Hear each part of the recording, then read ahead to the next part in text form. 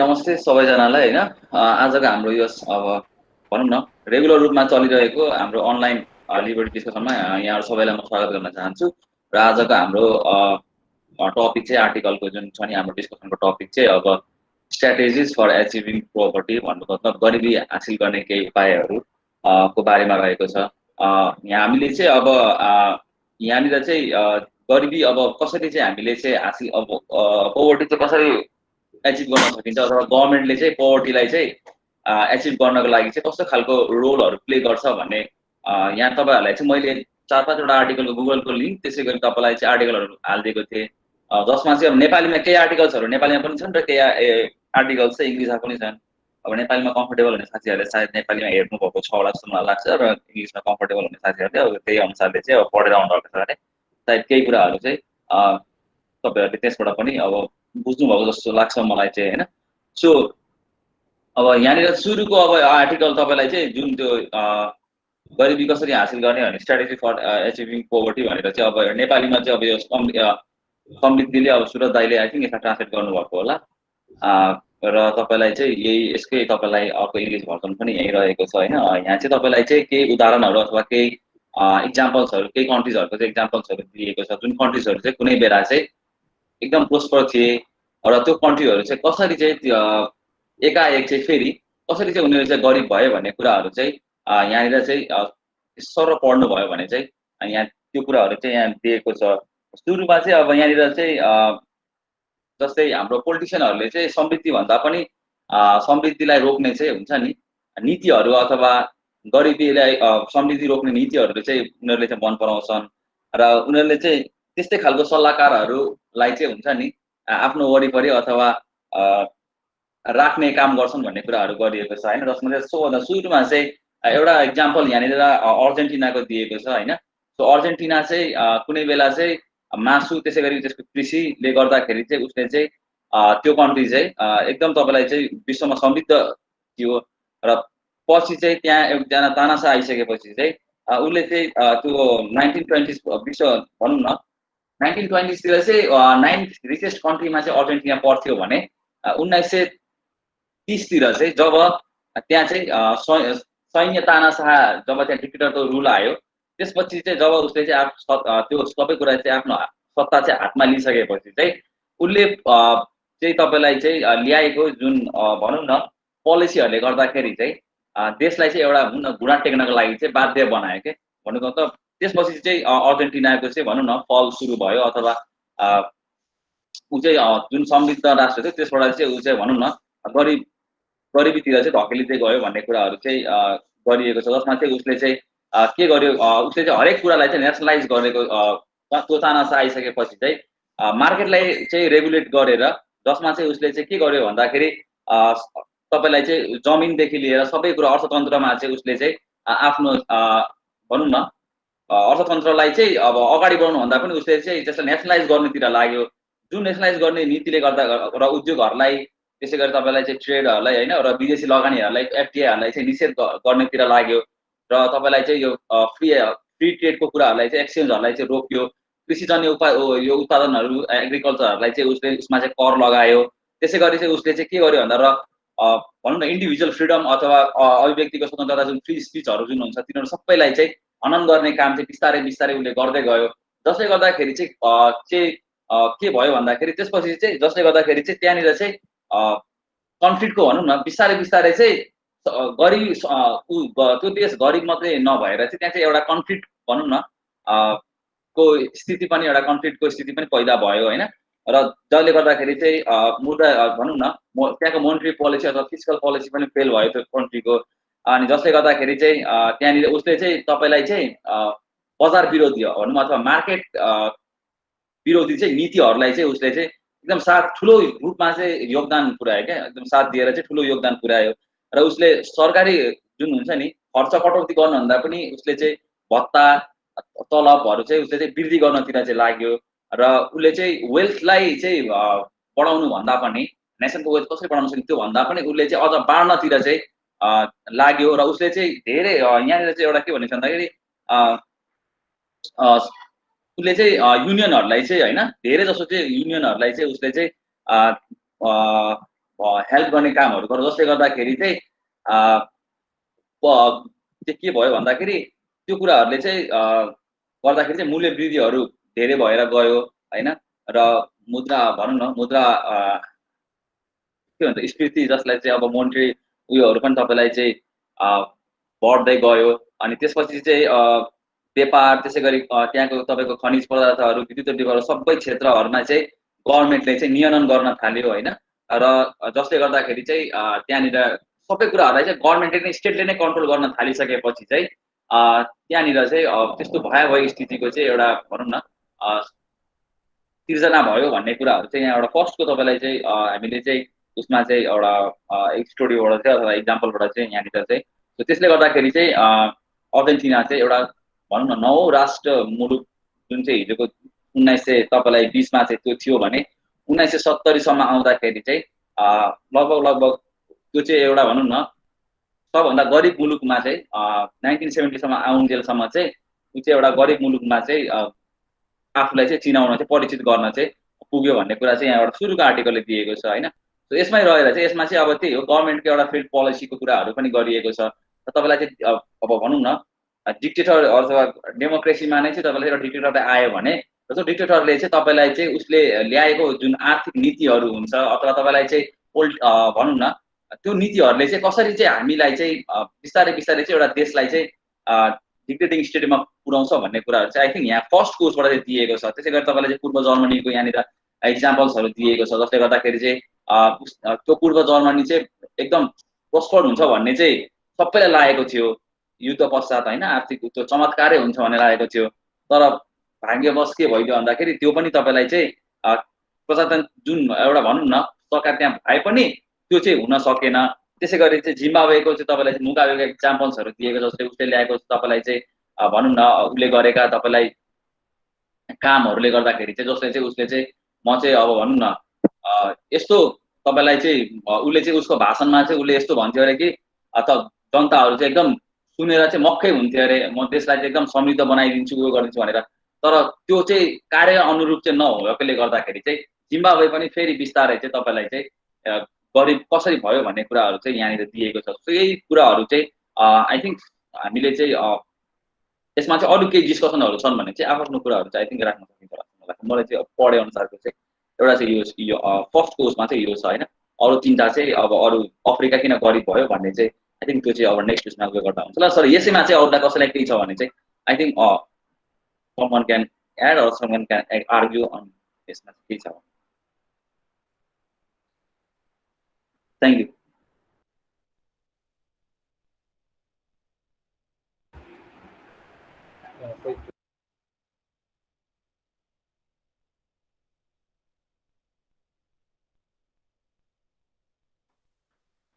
कोही एन्जिलाले क्वेसन सोधेको छ म त्यही हिसाबमा बसेर सो एन्जिलाले के क्वेसन सोधेको छ भन्दाखेरि सो एन्जिला तिमीले पनि मलाई कुनै पनि बेला बिचमा इन्टरप्ट गर्न पाउँछौ है। मैले तिम्रो क्वेसनलाई अहिले आउट अफ कन्टेक्स्ट लग्थेँ भने सो एन्जिलाले चाहिँ के सोधेको छ भनेपछि यो आर्टिकलमा जुन हिसाबले यो देशहरू पुवर भयो भनेको छ नि यो किन भयो भन्दाखेरि त्यो जुन पोलिसी त्यो देशले अँगाल्यो त्यो काम नगरेर हो। तिनीहरूले त्यो पोलिसीले काम नगरेर हो भनेर सोधेको छ होइन। अनि मैले चाहिँ यसरी बुझेँ क्या त्यस्तो पोलिसीहरूलाई राम्ररी इम्प्लिमेन्ट नगर्न सकेर त्यो देशहरू त्यो देशहरू पुवर भएको हो भनेर भन्ने पनि आउँछ होइन। त्यो चाहिँ होइन जस्तो लाग्छ मलाई एक हिसाबले। फर्स्ट कुरा के भन्दाखेरि that policies are never going to work जस्तो लाग्छ क्या। अनि सायद वर्क गर्ला होइन तर एटलिस्ट धेरैचोटि यो 19औं शताब्दीमा कलेक्टिभिस्ट थ्योरी भन्छ यसलाई होइन। त्यो भने चाहिँ सोसियलिजम कम्युनिजम होइन नि र स्टेट नेसनलिजमहरू छ जस्तै नाजी जर्मनीको स्टेट नेसनलिजम छ जसमा चाहिँ सरकारले चाहिँ सबैजनाहरूको सबै रिसोर्सेसहरू आफ्नो हातमा गरेर अनि देशभरिको सबै मान्छेलाई सबै कुरा पुर्याउने त्यो देशलाई समृद्धितिर लग्ने आइडियोलोजीले या यस्तो खालको पोलिसी यसलाई कलेक्टिभिस्ट पोलिसी भन्छ। त्यो पोलिसी कहिले पनि वर्कै गरेको छैन। 19th सेन्चुरीको एन्डदेखि सुरु भएको धेरै देशहरूमा होइन। सो कम्युनिस्ट रसिया होइन त्यस्तै गरेर कम्युनिस्ट चाइना होइन अब त्यो हुँदाहुँदै अब even Argentina Germany Nazi Germany होइन र यस्तै गरेर अरू पनि धेरै साउथ अमेरिकन र पेनामा क्यानल नजिकका देशहरू भन्नु सेन्ट्रल अमेरिकन कन्ट्रिजहरूमा र अनि त्यस्तै गरेर हाम्रै नजिकको छिमेकी भारत, हाम्रै देश नेपालमा पञ्चायती व्यवस्था होइन, त्यो सबै देशहरूमा चाहिँ कलेक्टिभिस्ट आइडियोलोजी थियो क्या, र अहिले पनि कति हदसम्म छ, र त्यसमा त्यो पोलिसिजहरूले पनि कहिले पनि काम गरेन क्या त्यो, किनभने त्यो पोलिसी जति एकदम इफेक्टिभली लागू भएको छ, लागू गर्नमा केही भयो एकदम 100% लागू भएको छ प्रायः जसो देशहरूमा, तर none of them succeeded because यो पोलिसीले कहिले पनि कामै गर्न सक्दैन भने हो क्या। र सुमन दाइले नै भनेको कुरालाई अलिकति उद्धृत गर्दै मलाई त्यसमा के जोड्न मन लाग्यो भन्दाखेरि जहिले पनि त्यो कन्ट्रोल हुन्छ नि, मार्केटभन्दा बाहिर हामीले कन्ट्रोल लग्न खोज्यो भने, जस्तै अर्जेन्टिनाकै केसमा होइन, र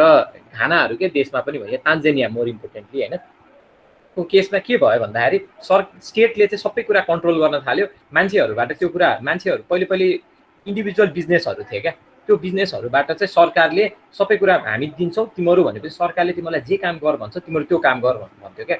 तर पहिले के हुन्थ्यो भन्दाखेरि सरकार सानो हुँदाखेरि, सरकार त्यति बलियो नहुँदाखेरिमा चाहिँ त्यो देशहरू किन धनी थिए भन्दाखेरि चाहिँ त्यो बेलामा मान्छेहरू आफ्नो काम गर्थे, मान्छेहरूले कन्ज्युमरलाई, जो मान्छेलाई बेच्ने किन्ने मान्छे हुन्छ नि, त्यो किन्ने मान्छेहरूको माग अनुसारले इकोनोमी चल्थ्यो क्या, र त्यस्तो इकोनोमी जुन पनि देशमा भाइब्रेन्ट हुँदै जाँदो रहेछ क्या।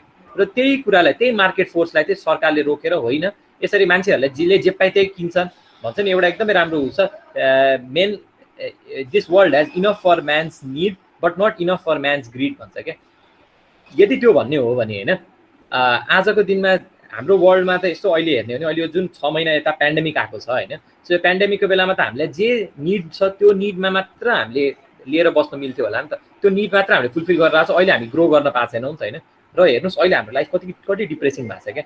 सो यदि मान्छेहरू आफ्नो निडको हिसाबले मात्र काम गर्ने हो र आफ्नो उसमा नजाने हो भने, आफ्नो क्रिएटिभ पर्स्युटहरू नगर्ने हो भने त we are as good as dead रहेछ क्या होइन। सो त्यो कुरा हो। र यो सोसियलिस्ट कलेक्टिभिस्ट इकोनोमिजहरूमा चाहिँ के हुन्छ भन्दाखेरि सरकारले चाहिँ त्यही गर्छ क्या, सरकारको आफ्नो एजेन्डा हुन्छ र मान्छेहरूले आफ्नो हिसाबले कहिले पनि कामै गर्न पाउँदैन। So that is one of the main reason, जब म आफ्नो हिसाबले कामै गर्न सक्दिनँ भने म मेहनतै किन गर्नु होइन, एउटा सिम्पल कुरा त त्यो नै हुनसक्छ नि त होइन। म मेहनत तब न गर्छु जब मलाई मेरो केही आइडिया छ र मलाई त्यो आइडियाज इम्प्लिमेन्ट गर्न मन लाग्यो, र त्यसको लागि मैले काम गर्दा कसैले बाधा अर्चन सृजना गर्दैन। उल्टै मलाई सरकारले त्यस्तो बाधा अर्चना मैले आफ्नो ड्रिम रियलाइज गर्नको लागि मेरो बिचमा जुन मान्छेले बाधा अर्चना हाल्न खोज्छ त्यस्तो मान्छेहरूलाई चाहिँ सरकारले मबाट टाढा राखिदिने काम गरेर मलाई सहयोग गर्छ भने त्यस्तो देशको मान्छेहरू अगाडि बढ्न सक्छन्। सो द्याट इज वाट एउटा हुन्छ नि, भनौँ न इन्डिभिजुअल फ्रिडम भएको देशलाई भन्छ क्या। र कतिले चाहिँ त्यसलाई पुँजीवादी देश भनेर गाली पनि गर्छन् होइन। तर साँच्ची हेर्ने भने हाम्रै देशका जो नेताहरू आज गएर होइन मन्त्रीहरू भएका छन्, उनीहरूका छोराछोरीहरू कुन देशमा छ? त्यही नराम्रो के भन्छ नरभक्षी देश, के अरे पुँजीवादी देशहरू अस्ट्रेलिया अमेरिकामै गएर बसेका छन्। किन त? जबकि उनीहरू चाहिँ आफू सर्वहारा भएर होइन, सर्वहाराको भोइस भएर अगाडि आएर आज मन्त्रीको पदमा पुगेका छन्, कम्युनिस्ट भनेर यो भनेर होइन। So I don't want to force or even समाजवादी भनेर मैले कङ्ग्रेस कम्युनिस्ट भनेर छुट्टा होइन, दुइटैमा त्यस्ता खालका नेताहरू छन् होइन। So I just want to be politically align, कोहीसँग म छैन होइन। किन भइरहेछ त होइन? सो किन भन्दाखेरि this system doesn't fail and they know that होइन। अनि उनीहरूले देशलाई गरिब बनाइरहेछ, आफ्नो छोराछोरीहरूलाई धनी देशतिर लगिरहेछ। र धनी देश कुन छन् त?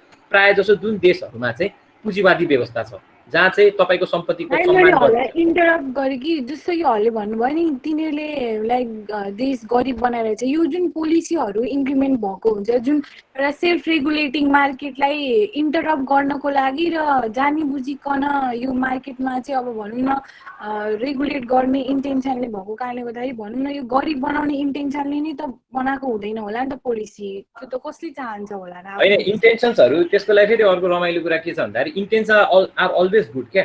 यदि तिमीले कोही मान्छेलाई, कुनै पनि मान्छेलाई नियतको लागि, उनीहरूको इन्टेन्सन्स गुड इन्टेन्सन्सको लागि भोट दियो भने नि, good intentions doesn't always translate to good policies क्या। इन्टेन्सन त सबैको राम्रो थियो नि, इन्टेन्सन त हिटलरको पनि नराम्रो त होइन नि, तर he ended up doing bad क्या। किन भन्दाखेरि he has too overconfident of himself होला probably, he was too confident about the के भन्छ त्यसलाई, हाम्रो देश उसको आफ्नो आइडियाजहरूमा फ्लजै छैन भनेर बस्छ क्या। जस्तै फर इक्जाम्पल प्रायः जसो क्यापिटलिस्टहरूलाई के भन्छ भन्दाखेरि नराम्रो सिस्टम भन्छ होइन। र क्यापिटलिस्ट बिलिभ क्या एउटा कुरा के भन्दाखेरि पुँजीवादीहरूले के भन्छ, हाम्रो सिस्टम होइन पुँजीवादमा धेरै नराम्रो कुराहरू छन् र त्यसलाई हामी नलेज प्रब्लम भन्छौँ। No person can have knowledge about everything. भोलि यो मार्केट कहाँ जान्छ, we don't have any knowledge होइन। तपाईँले केही कुरामा इन्भेस्ट गर्नुभयो, कुनै ठाउँमा जग्गा किन्नुभयो, कुनै कुनै धातु किन्नुभयो गोल्ड प्लाटिनम सिल्भर होइन भोलिको दिनमा त्यो तल जाला कि माथि जाला बसन्त दाइले त्यो बारे धेरै थाहा छ होइन सो तल जाला कि माथि जाला नोबडी नोज द्याट क्या तर one thing what I know is होइन मार्केटले चाहिँ तपाईँले एउटा कसैले हार्छ भने कसैले आफ्नो पैसा गुमाउँछ भने कसैले पैसा कमाउँछ होइन र हामीले के गर्नुपर्छ आफ्नो गथे हेरेर चाहिँ इन्भेस्टमेन्ट गर्न सिक्नुपर्छ होइन र त्यसरी मार्केट फोर्सलाई चाहिँ छोडिदिनुपर्छ र टाइम टाइममा मार्केट एनोमेलिजहरू आउँछ मार्केट इम्परफेक्सनले गर्दाखेरि इकोनोमिक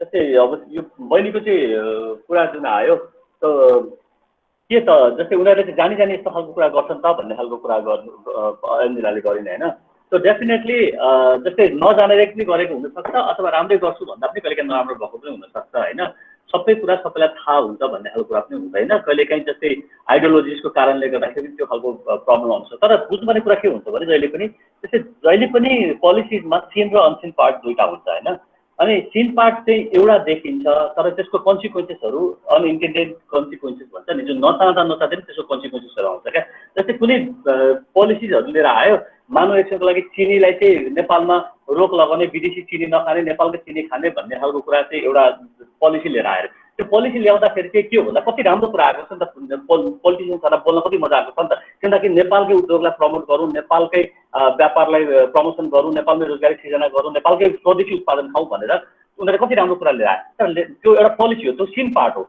होइन राम्रो कुरा आयो तर त्यसको अनसिन पार्ट के हुन्छ त जस्तै एकछिन लागि जोगुनिया मैले 60 रुपियाँ किलो चिनी खाइरहेको थिएँ अथवा 58 रुपियाँ खाइरहेको थिएँ चिनी भएपछि अब I may have to buy in 85 rupees in Nepal क्या त्यो नेपालको चिनी स्वदेशी चिनी खानको लागि चाहिँ मैले 85 हो त्यसको अनइन्टेन्डेड कन्सिक्वेन्सेस हुन्छ र त्यसले के गर्छ भन्दा चाहिँ अल्टिमेटली एभ्री कन्ज्युमरको चाहिँ 25 रुपियाँ चाहिँ 26 रुपियाँ हरेक किलो चिनीमा चाहिँ पे गर्न बाध्य बनाउँछ त्यो भनेको उसको चाहिँ सेभिङ खोसिरहेको कुरा हुनसक्छ क्या अब पोलिटिसियन्सलाई चाहिँ के छ भन्दाखेरि they need the vote they think about the next election because they are not God, they are not the angel of God. अनि उनीहरूले चाहिँ जहिले पनि अर्काको हित भन्दा पनि पहिले आफ्नो सेल्फ इन्ट्रेस्टलाई चाहिँ पर्स्यु गरिरहन्छ र आफ्नो सेल्फ इन्ट्रेस्ट केमा छ त पब्लिकले के चाहन्छ अथवा एकछिनको लागि पब्लिकलाई के मनपर्छ होइन अनि त्यसपछि अथवा पोलिसी मेकर्सहरूलाई चाहिँ कसले इन्फ्लुएन्स गर्न सक्छ जस्तै व्यापारी व्यवसायीहरूले कसले इन्फ्लुएन्स गर्छ कसले कमिसन दिन सक्छ होइन अनि त्यो मान्छेहरूको कुरा सुनेर चाहिँ उनीहरूले त्यो किसिमको नीतिहरू ल्याइदिन सक्छ जसले गर्दाखेरि अल्टिमेटली डिजास्टर ल्याउन सक्छ जस्तै एउटा सानो एक्जाम्पल दिन चाहन्छु यो एक्जाम्पल यसमा दिएको छैन सो लुक एट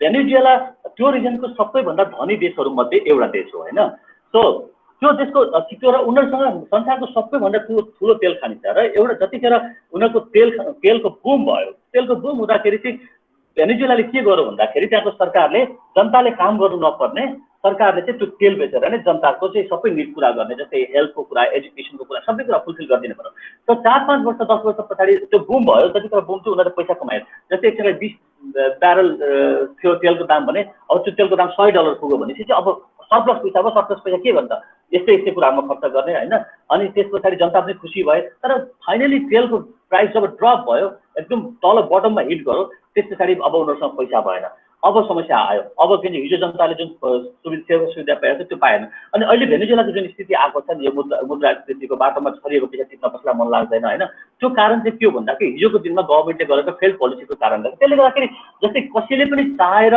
म यो गर्छु नै भनेर गरेको हुँदैन होइन तर त्यसको कन्सिक्वेन्सेसहरू चाहिँ आउँछ अनि यदि तपाईँले चाहिँ मार्केटलाई चाहिँ तपाईँले फङ्सन गर्न दिनु भएन वेल फङ्सन गर्न दिनु भएन मार्केटलाई चाहिँ ज्यादा इन्टरफेयर गर्नुभयो अथवा रेगुलेट गर्न कोसिस गर्यो गभर्मेन्टले भने चाहिँ त्यसले चाहिँ डिजास्टर सिचुएसन ल्याउन सक्छ भन्ने खालको कुरा माओ चाइनाको कुरा पनि त्यो आर्टिकलमा दिएको छ माओ चाइनाको स्थिति त्यही हो तपाईँलाई जस्तै सोभियत रसिया फेल खानुको कारण पनि त्यही हो अझ भेनेजुएला फेल खानुको कारण पनि त्यही हो क्युबा पछाडि पर्नुको कारण पनि त्यही हो होइन सो जहाँनिर चाहिँ मार्केटलाई फङ्सन गर्न दिएको हुन्छ प्रपरली मार्केटलाई चाहिँ कम इन्टरभेन्सन गरेको हुन्छ गभर्मेन्टले चाहिँ मोनिटरिङ गरेको हुन्छ गभर्मेन्टले त्यहाँनिर इज इन्भाइरोमेन्टले गरेको हुन्छ त्यहाँनिर चाहिँ प्रस्पेरिटीले चाहिँ काम गरेको छ भन्ने खालको कुरा संसारभरि देखिन्छ चाहे चाहिँ तपाईँ युरोपियन कन्ट्रिजहरूमा हेर्न सक्नुहुन्छ चाहे अमेरिकन कन्ट्रिजहरूमा हुनुहुन्छ अथवा तपाईँ साउथ एसियन कन्ट्रिजहरू साउथ एसियन भन्नु आएको जस्तै इस्ट एसियन जापानदेखि लिएर तपाईँ कोरिया अथवा यो ताइवानको कुरा गर्नुहुन्छ, सिङ्गापुरको कुरा गर्नुहुन्छ, यो सबै कन्ट्रिजहरूले चाहिँ मार्केटलाई चाहिँ फेसिलिटेट गरेको कारणले गर्दा मार्केटलाई वेल फङ्सन गर्न दिएको कारणले गर्दाखेरि त्यो prosperity reason otherwise those country were one of the poorest nation in the world होइन कुनै बेला आजभन्दा 50-60 वर्ष अगाडि संसारको सबभन्दा गरिब देश थिए, आज कसरी धनी भयो त? अझ कुनै बेला धनी देश पनि गरिब भयो, किन भन्दाखेरि it's all about the policies. तर कसैले जानी त्यो डिजास्टर सिचुएसन ल्याउँछु भनेर सोचेको थिएन। तर मैले एउटा फेरि हल्लेर कि यो पोलिसिज अब यो त कम्युनिस्ट अथवा भनौँ न त्यही पोलिसीहरू फलो गर्नेको भए, तर क्यापिटलिस्ट कन्ट्रीहरूमा पनि जब पोलिसीहरू बन्छ, जब तिनीहरूले चाहिँ अब हरेक टाइम इन्टरप्ट नगरे पनि मार्केटलाई इन्टरप्ट नगरे पनि अब अहिले पेन्डेमिककै कुरा लिउँ न, कतिवटा क्यापिटलिस्ट कन्ट्रीमा पनि त अब यस्ता पोलिसीहरू बन्यो होला जसमा चाहिँ अब उनीहरूले चाहिँ अब लागू गर्नै पर्ने सिचुएसन पनि आयो होला। सो पोलिसी कम्युनिस्ट कन्ट्रीमा त नभएर क्यापिटलिस्ट कन्ट्रीमा पनि त्यस्तो पोलिसी बनाउँदा तिनीहरू पनि त फेल खान सक्छ नि त, तिनीहरूले पनि त अब मार्केटलाई एफेक्ट गर्न सक्छ नि त। अब यो कुरा त हामीलाई कसरी उयो गर्नु? तपाईँले मार्केटलाई फङ्सन गर्न दिनुहुन्छ कि दिनुहुन्न? मार्केटलाई तपाईँले चाहिँ प्रायोरिटीमा राखेर तपाईँले चाहिँ हेर्नुहुन्छ कि तपाईँले चाहिँ अरू कुरालाई चाहिँ प्रायोरिटी? जस्तै एकछिनको लागि तपाईँले एउटा रेकर्ड के हेर्न सक्नुहुन्छ भने संसारमा जति पनि धनी देशहरू छन्, समृद्ध देशहरू छन्, इकोनोमिक फ्रिडम इन्डेक्समा तपाईँ हेर्नुभयो भने त्यो सबै देशहरू त्यही देश छन् जो चाहिँ सबैभन्दा फ्री कन्ट्री छन् इकोनोमिकली, अथवा जो चाहिँ जहाँनिर व्यापार व्यवसाय गर्न सबभन्दा सहज वातावरण छ, तपाईँले त्यो इन्भाइरोमेन्ट पाउँछ। तपाईँले मार्केटलाई इन्टरभेन गर्ने बित्तिकै जस्तै क्यापिटलिस्ट कन्ट्री, जस्तै एकछिनको लागि if you see America is not purely capitalist country होइन। संसारमा तपाईँ कहीँ पनि प्योरली क्यापिटलिस्ट कन्ट्री तपाईँ भेट्नुहुन्न, अथवा फ्री मार्केट कन्ट्री भेट्नु, कहीँ पनि तपाईँले प्योरली सोसियलिस्ट कन्ट्री जुन भन्छ अथवा एकछिनको लागि कम्युनिस्ट कन्ट्री भन्नुहुन्छ त्यो पनि भेट्न गाह्रो छ। तपाईँले अलिअलि मार्केटलाई फङ्सन गर्न नदिकन सम्भवै छैन। क्युबा आफूलाई कम्युनिस्ट कन्ट्री भए पनि त्यहाँनिर पनि मार्केटलाई फङ्सन गर्न नदिकन त्यो सस्टेनै गर्न सक्दैन। र क्युबाले यो कुरा बुझेर अब बिस्तारै मार्केटलाई ओपन गर्न पनि थालिसकेको अवस्था छ। त्यसले गर्दाखेरि it's not about the capitalist, it's not about the communist, it's all about तपाईँले मार्केटलाई चाहिँ फङ्सन गर्न दिनुहुन्छ कि दिनुहुन्न, र कहाँनिर चाहिँ मार्केटलाई चाहिँ कति रेगुलेट गरेको छ अथवा कति रेगुलेट गरेको छैन भन्ने खालको। जुन देशमा मार्केटलाई धेरै रेगुलेट गरेको छ त्यो देश प्रस्पेरिटीतिर जान सक्दैन। जुन देशमा मार्केटलाई चाहिँ तपाईँलाई वेल फङ्सन गर्न दिएको हुन्छ, गभर्मेन्टले चाहिँ त्यहाँनिर चाहिँ रुल अफ ललाई मेन्टेन गरिदिएको हुन्छ, गभर्मेन्टले त्यहाँनिर फेसिलिटेट गरेको हुन्छ होइन, सिस्टमलाई चाहिँ वेल सिस्टम डेभलप गरेको हुन्छ, जहाँनिर तपाईँलाई उनीहरूले चाहिँ सहज वातावरण बनाइदिएको छ कमाएर खान, त्यो देशले चाहिँ जहिले पनि ग्रो गर्ने खालको कुरा हो होइन। र पोलिसिजहरू भनेको क्यापिटलिस्ट कन्ट्री अथवा कम्युनिस्ट कन्ट्री अथवा सोसियलिस्ट कन्ट्री कुनै पनि कन्ट्रिजमा फेल खान सक्छ। तपाईँको सबै पोलिसी सही हुन्छ भन्ने खालको कुरा पनि छैन। र सबैजनाले तपाईँलाई क्यापिटलिस्ट कन्ट्रीमा चाहिँ सबैजनाले चाहिँ एकदम मार्केटलाई नै गर्ने गरी प्रमोट हुने गरी उनीहरूले गर्ने भन्ने खालको कुरा हुँदैन पोलिसी ल्याउनु। किन भन्दाखेरि मैले अघि नै भने चाहिँ those people who are in the power they do have their self interest, र उनीहरूले आफ्नो सेल्फ इन्ट्रेस्टलाई पहिले पर्स्यु गर्छन्। तपाईँको बारेमा भन्दा उनीहरूले आफ्नो बारेमा सोच्छन्, उनीहरू कुनै भगवानको अवतार होइन भन्ने खालको कुरा हामीले बुझ्न जरुरी छ। र उनीहरूले त्यो आफ्नो बारेमा सोच्दाखेरि चाहिँ कहिलेकाहीँ कन्ज्युमर्स अथवा मार्केटलाई चाहिँ हर्ट हुन्छ। मैले यो कुरा यही राखेँ। एकैछिन विजयले पनि ठ्याक्क राख्दै थियो, सो उसमा आउन त डिस्कसनमा आउन त विजय, तिमीले के भन्न खोजेको त्यो कुरामा होइन। सो लेट्स डिस्कसन नेपालको कन्टेक्स्टमा चाहिँ यो कुरा म्याच भएन भन्ने। So let's talk on that पनि के छ र?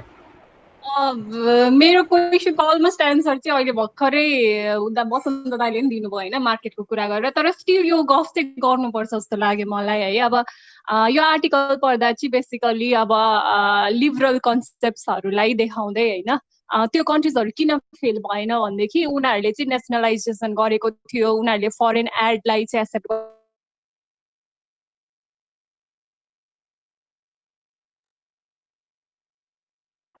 विजयको साउन्ड गयो जस्तो छ, के कारणले गर्दा आइम नट स्योर।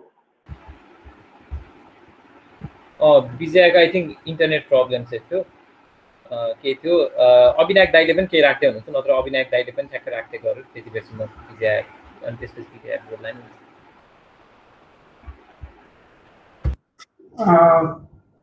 मैले खास त्यही अघि मैले त्यो उसमा च्याटमा राखिदिएको थिएँ होइन। अब यो फ्री मार्केटको कुराहरूमा चाहिँ अब कतिले भन्छ क्या नेपालको कन्टेक्स्टमा यो ठिक होइन, गर्नु हुँदैन, यस्तो भयो भने त व्यापारीहरूले सबैले ठगेर खाइदिन्छ भन्ने कुराहरू हामीले जेनरल सेन्समा एकदमै धेरै सुन्छौँ क्या यो चिजहरू। अनि त्यही भएर मैले चाहिँ खास यो त्यो डिस्कसन त्यतातिर गइरहेको छ कि भनेर एउटा त्यो सानो त्यो quote underline most argument against free market is lack of belief of freedom itself भनेर त्यो राखिदिएको हो। मलाई चाहिँ के लाग्छ भने नि अब कोही पनि पर्फेक्ट छैन। So man are not perfect, तर नेचर चाहिँ ब्यालेन्सिङ हुन्छ। त्यो कारणले गर्दाखेरि चाहिँ नेचुरल्ली मार्केटलाई जसरी ऊ एडजस्ट हुन चाहन्छ त्यसलाई त्यसरी एडजस्ट हुन दिनुपर्छ जस्तो लाग्छ। अदरवाइज हामीले ओके म सुपेरियर हो, मलाई भन्दा बढी कसलाई थाहा छ मार्केटको बारेमा, नेपालको बारेमा मलाई भन्दा बढी कसलाई थाहा छ भन्ने किसिमको सोच राख्यो भने चाहिँ अनि अगेन त्यो फ्यासिजम, त्यो अथोरिटेरिजम, त्यो चाहिँ के हुन्छ सबै त्यो त्यसमा अनि आउँदै जाने जस्तो लाग्छ। त्यसले गर्दाखेरि पनि जब हामी त्यस्तो चिजहरू हामीले इम्पोज गर्न थाल्छौँ एउटा पोजिसनमा भएपछि एक किसिमको घमण्ड पनि आउँछ जस्तो लाग्छ क्या मलाई चाहिँ।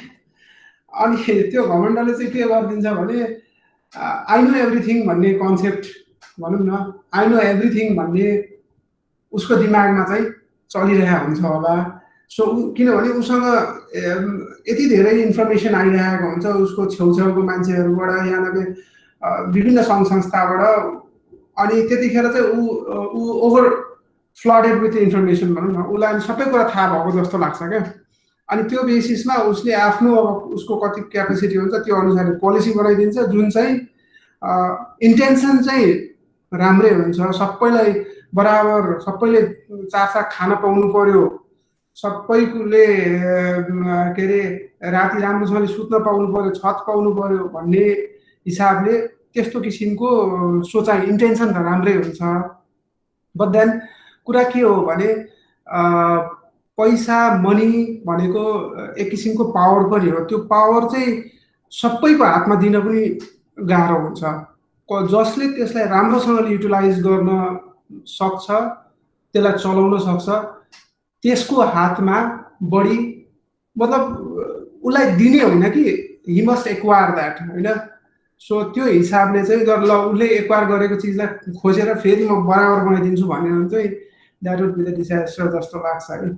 अनि त्यसैको कारणले गर्दाखेरि अनि सोचाइ त्यही अब सबैलाई इन्टेन्सन चाहिँ राम्रो हुन्छ, अनि तर इन्टेन्सन राम्रो भएर त नेचुरल उसलाई त वास्तवमा सिजन पनि त हामी नेचुरल्ली हेर्ने भने 4वटा सबै सिजन चाहेको भए त सबै सिजन त्यो के अरे एक नाचको स्प्रिङ सिजन मात्र या अटम मात्र बनाएर बन्ने होइन नि त। सो हामीले सोसियलिजम या सोकल कम्युनिजम लगाउनु भनेको समथिङ लाइक द्याट, त्यो खालि एउटा प्लेजेन्ट हेभनली ड्रिम जस्तो मात्र हो, रियल लाइफमा चाहिँ हुन अलिक गाह्रो हुन्छ होला। यही हो कुरा चाहिँ।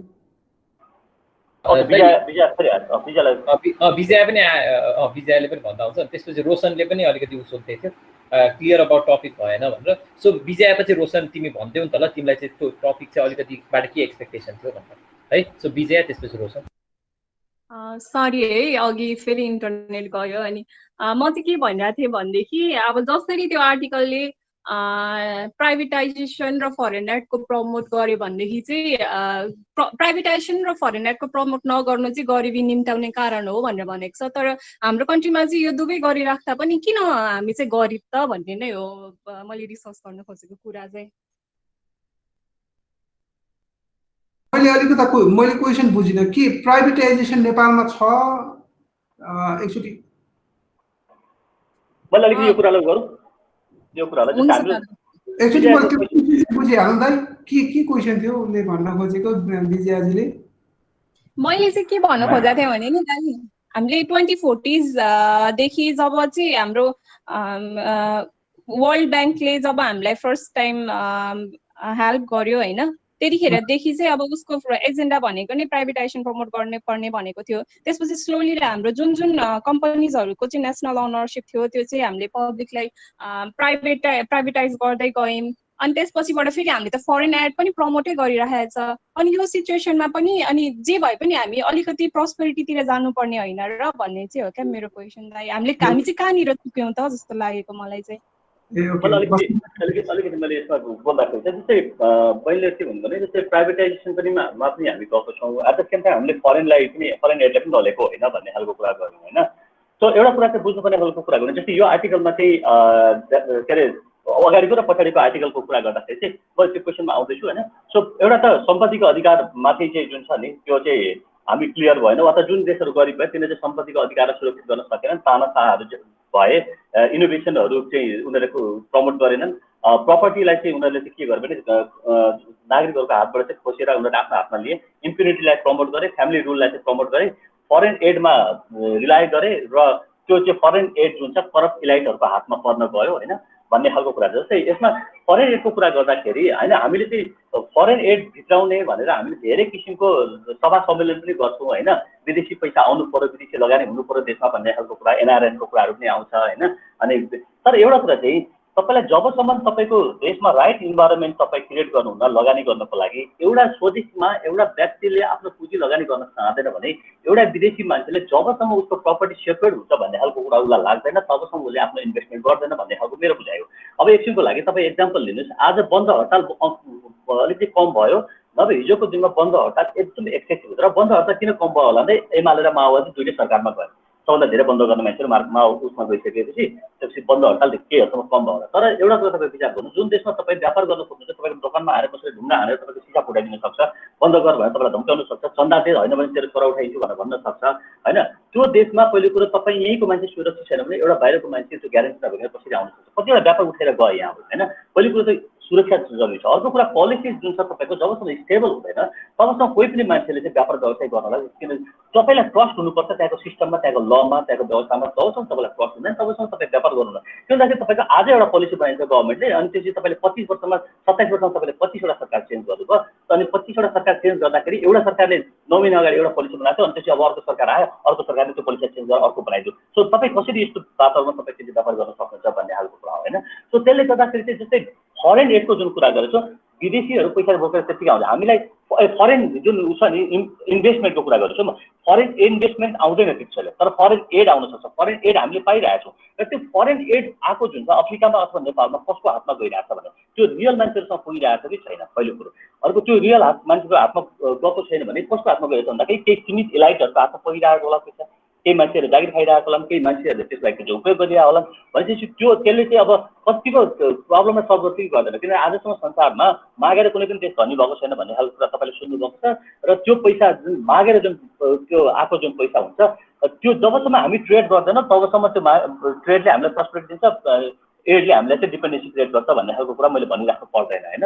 त्यो मागेर आएको पैसा केही सीमित इलाइटहरूको हातमा गइरहेको छ जसले चाहिँ कुनै पनि चेन्जेसहरू आएको छैन र अझै हामीलाई चाहिँ त्यसले डिपेन्डेन्सी क्रिएट गरिरहेको छ भन्ने खालको कुरा। अब प्राइभेटाइजेसनको कुरामा हामी गयौँ त्यस पछाडि किन हाम्रोमा चाहिँ त्यो भएन त एउटा चाहिँ कस्तो हो भने तपाईँले ढोका त खोल्नु भयो अनि अगाडि भित्र मान्छे अथवा तपाईँको त्यो ढोकाभित्र छिर्ने मान्छे चाहिँ 2-4 हजार मान्छे छन् हरेक एकछिनको लागि, तर ढोका तपाईँले यति साँगुरो बनाउनु भएको छ कि त्यो ढोकाबाट चाहिँ जम्मी 5-10 जना मात्र मान्छेहरू मुस्किलले छिर्न सक्छ होइन।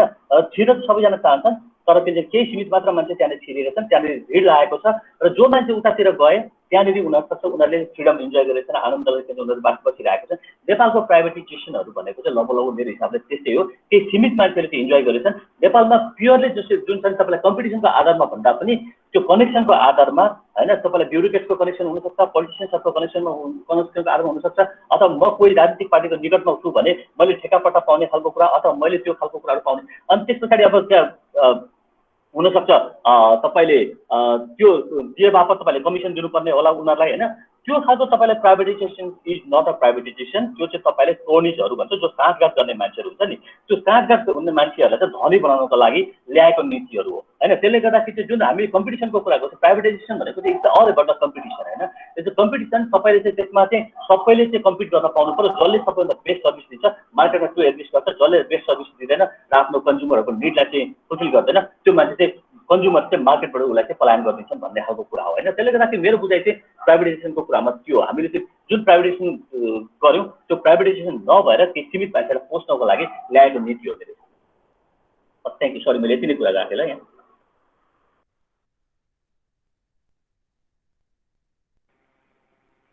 यो मतलब टपिक भनेको गरिबी कसरी हासिल गर्ने भन्ने टपिक। अब त्योमा के भन्छ, अब कसले चाहन्छ कि गरिब हुन मतलब हुन्छु भनेर हुन्छ नि। अब त्यही अब यो टपिक मलाई अलिक त्यो लाग्यो क्या, तपाईँहरू अब त्यो जुन कुरा गर्दै हुनुहुन्छ मतलब अलिक क्लियर भएन क्या। अब त्यो कन्ट्री अनुसार हुन्छ। अब त्यो पोलिटिसियनहरूले चाहन्छ होला कि मतलब त्यो आफूलाई अगाडि बढ्नलाई, आफ्नो देशलाई अगाडि बढ्नलाई मतलब के भन्छ अरूलाई त्यो गरिबी बनाउन त्यस्तो हुनसक्छ कि त्यो टपिक त्यस्तो कुरा हुनुपर्ने त्यो मलाई लाग्छ। त्यति हो। ए ठिकै छ नि त त्यो होइन केही छैन त्यो हामीले एक्चुअली यो चाहिँ अब ऊ टपिक हो क्या यो चाहिँ सार्क्याजम हो क्या हुन्छ नि हामीले जिस्काएर चाहिँ समृद्ध बन्नको लागि के चाहिन्छ भन्ने हो टपिक होइन तर हामीलाई के लाग्यो भन्दाखेरि गरिबी कसरी हासिल गरिन्छ भनेर हामीले ठट्टा गरे हो क्या बुझ्यो नि त्यो यसलाई चाहिँ ठट्टा भन्दा पनि मलाई के लाग्छ भन्दाखेरि this is the frustration of the writer क्या because nobody is going to only few people listen होइन यो प्रस्पेरिटीको जुन मुद्दाहरू छ नि त्यो त्यसमा चाहिँ कन्सर्नको विषय धेरै कम मान्छेले मात्र राख्छन् होइन त्यसले गर्दाखेरि त्यो जब कसैले सुन्दैन जब कसैलाई मतलबै छैन भनेपछि यस्तो खालको टपिक राखिसकेपछि हुनसक्छ मान्छेको ध्यान आकर्षण हुन्छ भन्ने हिसाबले उसले र मलाई पनि यो फेसबुकमा यो टपिक गलत भयो होइन यो टपिक सच्याउनु पर्यो भनेर केही मान्छेहरूले केही साथीभाइहरूले सजेसन पनि दिए होइन तर के भन्छ खासमा चाहिँ इन्टेन्सनले नै त्यो खालको चाहिँ किनभने गरिबी एचिभ गर्नु छ भने तपाईँले के कुरामा ध्यान दिनु पर्यो भन्ने खालको कुरा क्या अब समृद्धिको कुरा कसैले सुन्दैन भने त्यसमा गरिबीको कुरा गर्नु भनेपछि जुन कुरा तपाईँले चाहिँ गरिबी हासिल गर्नको लागि जुन कुरा इम्प्लिमेन्टहरू गर्नु पर्यो अनि भनेपछि तपाईँले त्यो कुरा गर्नु भएन र फरक कुरा गर्नुभयो त्यसको जस्ट अपोजिट गर्नु तपाईँले समृद्धि हासिल गर्नु छ भन्ने खालको कुरा र मैले भाइको कुरा चाहिँ को चाहिँ गरिब हुन चाहन्छ भन्ने खालको कुरामा एउटा सानो कोट छ क्या त्यो कोटले के भन्छ भन्दाखेरि everybody wants to go to heaven but nobody wants to die भन्छ क्या होइन स्वर्ग जान त सबैलाई मनपर्छ तर मर्न कसैलाई मन लाग्दैन नि होइन लगभग त्यस्तै खालको कुरा हो समृद्धि सबैलाई मनपर्छ होइन तर त्यो जुन समृद्धिको बहस होइन यो सोसाइटीमा कति मान्छेले गर्छन् अथवा त्यो समृद्धिको पोलिसीको कुराहरू कतिजना मान्छेले गर्छन् होइन त्योसँग त बहुत कम मान्छेले मात्र सरोकार छ त्यो तपाईँले कुनै राम्रो भिडियो त्योसँग सरोकार राख्ने खालको भिडियो बनाउनु भयो भने पिपल डोन्ट केयर जस्तै एकछिनको लागि मैले मेरो पर्सनल भिडियो मैले फोटोहरू हालेँ भने maybe I may get 500-1000 likes होइन तर जस्तै मैले कुनै एउटा चाहिने कुराहरू हालेँ भने त्यहाँनिर people don't have to have time to go after it अथवा मैले एउटा 3 लाइनको स्ट्याटस लेखेँ भने people don't have the time to read होइन हो त्यस्तै खालको कुरा हो हामी चाहिँ जस्तो जनता छ नि लगभग त्यस्तै खालको नेतृत्व पनि भेट्छौँ हामी त्यस्तै खालको सिस्टम पनि भेट्छौँ अल्टिमेटली जनताको हातमा पनि धेरै कुरा हुन्छ भन्ने कुरा चाहिँ मेरो बुझाइ सरी मैले अलिक लामै बोलेँ हजुर के अरे रेनिसाले बोल्दै लाइक उहाँ रोशनजीको कुरालाई मैले अलिकति लाइक त अलिकति मलाई पनि टपिक हेर्दाखेरि एकचोटि त झट्का लाग्यो के हो भन्ने टाइपको होइन अनि त्यस पछाडि स्याट्रिकल तरिकाले होला जस्तै लाग्यो र आर्टिकल पढिसकेपछि चाहिँ मैले लाइक म क्लियर थिइनँ क्या के चाहिँ बोल्नुपर्ने र के चाहिँ लाइक के बारेमा चाहिँ हुन्छ होला आजको सेसन भनेर अनि आजको सेसन मैले लिइसकेपछि चाहिँ अघि बसन्त दादाले एउटा कुरा लाइक यो गभर्मेन्टको इन्टरभेन्सन चाहिँ हुनु हुँदैन टाइपको कुरा गर्नुभएको थियो जस्तो लाग्यो होइन अनि डज द्याट मिन कि त्यो एउटा क्लासिक मलाई इकोनोमिक्सको त्यस्तो ऊ छैन तर मलाई थाहा भयो अनुसारले क्लासिकल इकोनोमिक्समा त्यो नो इन्टरभेन्सन अफ गभर्मेन्ट अनि त्यस पछाडि पर्फेक्ट कम्पिटिसन मार्केटहरूको त्यो एजम्सन छ नि क्लासिकल इकोनोमिक्सको डज द्याट मिन कि हामीले त्यही क्लासिकल इकोनोमिक्सको चाहिँ एजम्सनहरूलाई अहिले चाहिँ के भन्छ युजमा ल्याउनु पर्छ भनेर भन्न खोजेको हो त्यही लाइक जुन अब नो इन्टरभेन्सन अफ गभर्मेन्टमा लाइक इन्भिजिबल ह्यान्ड्सहरूले चाहिँ काम गर्छ मार्केट मेकानिजमहरूले चाहिँ काम गर्छ भन्ने तरिकाको छ नि जुन क्लासिकल इकोनोमिक्समा त्यही कुरा चाहिँ यहाँ के अरे भन्न खोजिएको हो कि मैले अर्को तरिकाले बुझेको के हदसम्म बहिनीले जुन भन्नुभयो नि रेन्सा बहिनीले भनेको कुरा नै हो जस्तै एकछिनको लागि तर जस्तै गभर्मेन्टको इन्टरभेन्सनको जुन कुरा छ नि गभर्मेन्टले चाहिँ तपाईँलाई जस्तै तपाईँले के उत्पादन गर्ने कहाँ उत्पादन गर्ने कति उत्पादन गर्ने त्यसको दाम कति राख्ने अथवा कतिमा किन्ने कोसँग किन्ने कतिमा बेच्ने भन्ने खालको कुरा चाहिँ if you are an entrepreneur यदि तपाईँले लगानी गर्नुपर्छ तपाईँले रिस्क लिनुभएको छ भने चाहिँ त्यो तपाईँ नै हो त्यसको सबै कुरा डिसाइड गर्ने इट्स नट द गभर्मेन्ट कि तैँले किन्छ यस्तो गर्नुपर्छ उस्तो गर्नुपर्छ तर गभर्मेन्टको चाहिँ रोल हुन्छ उसको चाहिँ रेगुलेटर भन्दा पनि उसको फेसिलिटेटरको चाहिँ रोल हुनुपर्छ भन्ने खालको कुरा हो क्या इकोनोमीमा जस्तै एकछिनको लागि जसरी एउटा फुटबल खेलाउने मान्छेले के गर्छ एउटा रेफ्रीले के गर्छ भन्नुहोस् त एउटा फुटबल खेलाउने मान्छेले चाहिँ तपाईँलाई उसले कुनै पनि किसिमको पूर्वाग्रह नराखेको यदि रेफ्रीले पूर्वाग्रह राखिदिने हो भने एउटाले नजित्ने मान्छेले नजित्ने टिमले हात जित्न सक्छ अथवा नजित्ने मान्छेले गेम जित्न सक्छ होइन त्यसैले गर्दाखेरि रेफ्री जहिले पनि न्युट्रल हुनुपर्छ, रेफ्रीले कसैको पनि साइड लिनु हुँदैन भने चाहिँ गभर्मेन्टले पनि कसैको साइड नलिकन चाहिँ गभर्मेन्टले चाहिँ एउटा चाहिँ फेयरली गेम प्ले गर्ने खालको इन्भाइरोमेन्ट क्रिएट गर्नुपर्छ। लेभल प्लेइङ फिल्ड भन्छ नि त्यस्तो खालको इन्भाइरोमेन्ट क्रिएट गर्ने हो मार्केटमा, जहाँ चाहिँ उसले चाहिँ उसको चाहिँ मोनिटरिङ अथवा निगरानी आवश्यक छ। भन्न खोजेको यदि कसैले फ्रड गरिरहेको छ, कसैले चाहिँ गलत सामान बेचिरहेको छ, मानव एकछिनको लागि तपाईँलाई कसैले चाहिँ म 200 ग्राम सामान दिन्छु भनेर तपाईँलाई 175 ग्राम मात्र दिइरहेको छ, अथवा कसैले तपाईँलाई के अरे सामान डेट एक्सपायर भएको सामान दिइरहेको होला होइन, जस्तै तपाईँको हेल्थ बिग्रिनु सक्छ। तपाईँले बुझ्नुपर्ने, हामीले बुझ्नुपर्ने कुरा चाहिँ के होला कि तपाईँ र मेरो जीव धनसँग खेल्ने अधिकार कसैसँग पनि छैन, अथवा तपाईँको र मेरो जीव धनसँग खेलबाड गर्ने अधिकार कसैसँग पनि छैन। र मार्केटमा यदि कसैले गर्छ, बेइमानी गर्छ, कसैले मोनोपोली क्रिएट गर्न खोज्छ, अरू मान्छेलाई चाहिँ व्यापार व्यवस्थामा छिर्न नदिएर कुनै चाहिँ पोलिसी हर्डल्सहरू क्रिएट गरेर अथवा ब्युरोक्रेट्सहरू पोलिसी मेकर्ससँग मिलेर चाहिँ अरू नयाँ एन्ट्रिजहरूलाई चाहिँ मार्केटमा आउन दिँदैन होइन, अनि आफूले मात्र चाहिँ व्यापार गर्न खोज्छ, आफ्नो मात्र मोनोपोली क्रिएट गर्न खोज्छ, पैसा कमाउनु खोज्छ भने चाहिँ द्याट इज इमोरल। त्यो बेलामा चाहिँ गभर्मेन्टको चाहिँ रोल हुनुपर्छ, गभर्मेन्टले चाहिँ इन्टरभेन गर्नुपर्छ त्यस्तो खालकोमा, एउटा कम्पिटिसनको इन्भाइरोमेन्ट क्रिएट गर्नको लागि होइन, मार्केटलाई वेल फङ्सन गर्नको लागि। गलत काम कसैले गर्छ भने उसलाई चाहिँ निगरानी गर्नको लागि अथवा कन्ट्र्याक्टलाई इन्फोर्स गर्नको लागि। जस्तै मानौँ तपाईँ एउटा व्यापारी हुन्छ र म एउटा क्रेता भएँ र तपाईँको सामान मैले के चाहिँ तपाईँको एउटा हार्डवेयरको दोकान छ, मैले 5 लाखको सामान मैले घर बनाउँदैछु, मैले 10 लाखको मैले तपाईँको छड सिमेन्टीहरू मैले मगाएँ अरे, कुनै हामीले चाहिँ लेखापढी गरेको छैनौँ र भोलिको दिनमा अथवा लेखापढी गरे पनि भोलिको दिनमा तपाईँको पैसा मैले तिरिरहने, सो मैले तपाईँले चाहिँ जस्टिस पाउने कि नपाउने हो, त्यहाँनिर गभर्मेन्टको रोल हुन्छ। गभर्मेन्टले चाहिँ तपाईँलाई आएर चाहिँ होइन तपाईँ चाहिँ जुन नोक्सानी छ नि त्यो नोक्सानी चाहिँ भरपाई गराइदिने काम चाहिँ तपाईँलाई न्याय दिलाउने काम त्यो चाहिँ गभर्मेन्टको। गभर्मेन्टले चाहिँ त्यो रुल अफ ल चाहिँ मेन्टेन गर्नलाई, त्यो कन्ट्र्याक्ट इन्फोर्स हुन्छ भन्ने खालको कुरालाई चाहिँ स्योर गर्नको लागि, त्यो मोनोपोली जुन कसैले क्रिएट गर्छ त्यसलाई चाहिँ डिस्ट्रोय गर्नको लागि चाहिँ होइन गभर्मेन्टको रोल हुनुपर्छ एज अ फेसिलिटेटरको भन्ने हो क्या। यो जस्तै मार्केट इकोनोमीको कुरा गर्दा चाहिँ यसको कोर भ्यालुजको कुरा गर्दा चाहिँ यस्तो हो। अर्को कुरा चाहिँ जबसम्म तपाईँले अरूलाई हर्ट गर्नुहुन्न, अरूलाई हार्म गर्नुहुन्न भने त्यो अवस्थासम्म तपाईँले आफ्नो व्यापार व्यवसाय गरेर खान पाउने अधिकार तपाईँको हो। त्यो वातावरण चाहिँ सहज हुनु पर्यो, 10 किसिमको ब्युरोक्रेटिक हसल्सहरू हुनु भएन होइन, प्रशासनिक झन्झटहरू हुनु भएन, तपाईँले घुस पाउने खालको वातावरणहरू हुनु भएन होइन, सहज वातावरण हुनु पर्यो। तपाईँले यदि ट्याक्स दिनुहुन्छ होइन, लिगली तपाईँको चाहिँ व्यापार व्यवसाय गर्न चाहनुहुन्छ भने त्यो इन्भाइरोमेन्ट चाहिँ तपाईँको लागि इज हुनु पर्यो भन्ने खालको हो। ओके, यसको मतलब हामीले चाहिँ पुरै लाइक मार्केटलाई नै डिमान्ड र सप्लाई जुन चाहिँ लाइक मार्केट मेकानिजम हो त्यसमै छोडिदिनु पर्छ, अनि जब चाहिँ त्यसको क्रिटिसिजम र वा त कन्सिक्वेन्सेस आउँछ त्यतिखेर चाहिँ गभर्मेन्टले को रोल हुनुपर्छ, नत्र त्यो क्रिटिसिजम या त त्यो कन्सिक्वेन्सेस नआउँदासम्म चाहिँ गभर्मेन्टको कुनै पनि रोल हुनु हुँदैन भन्न खोजेको हो।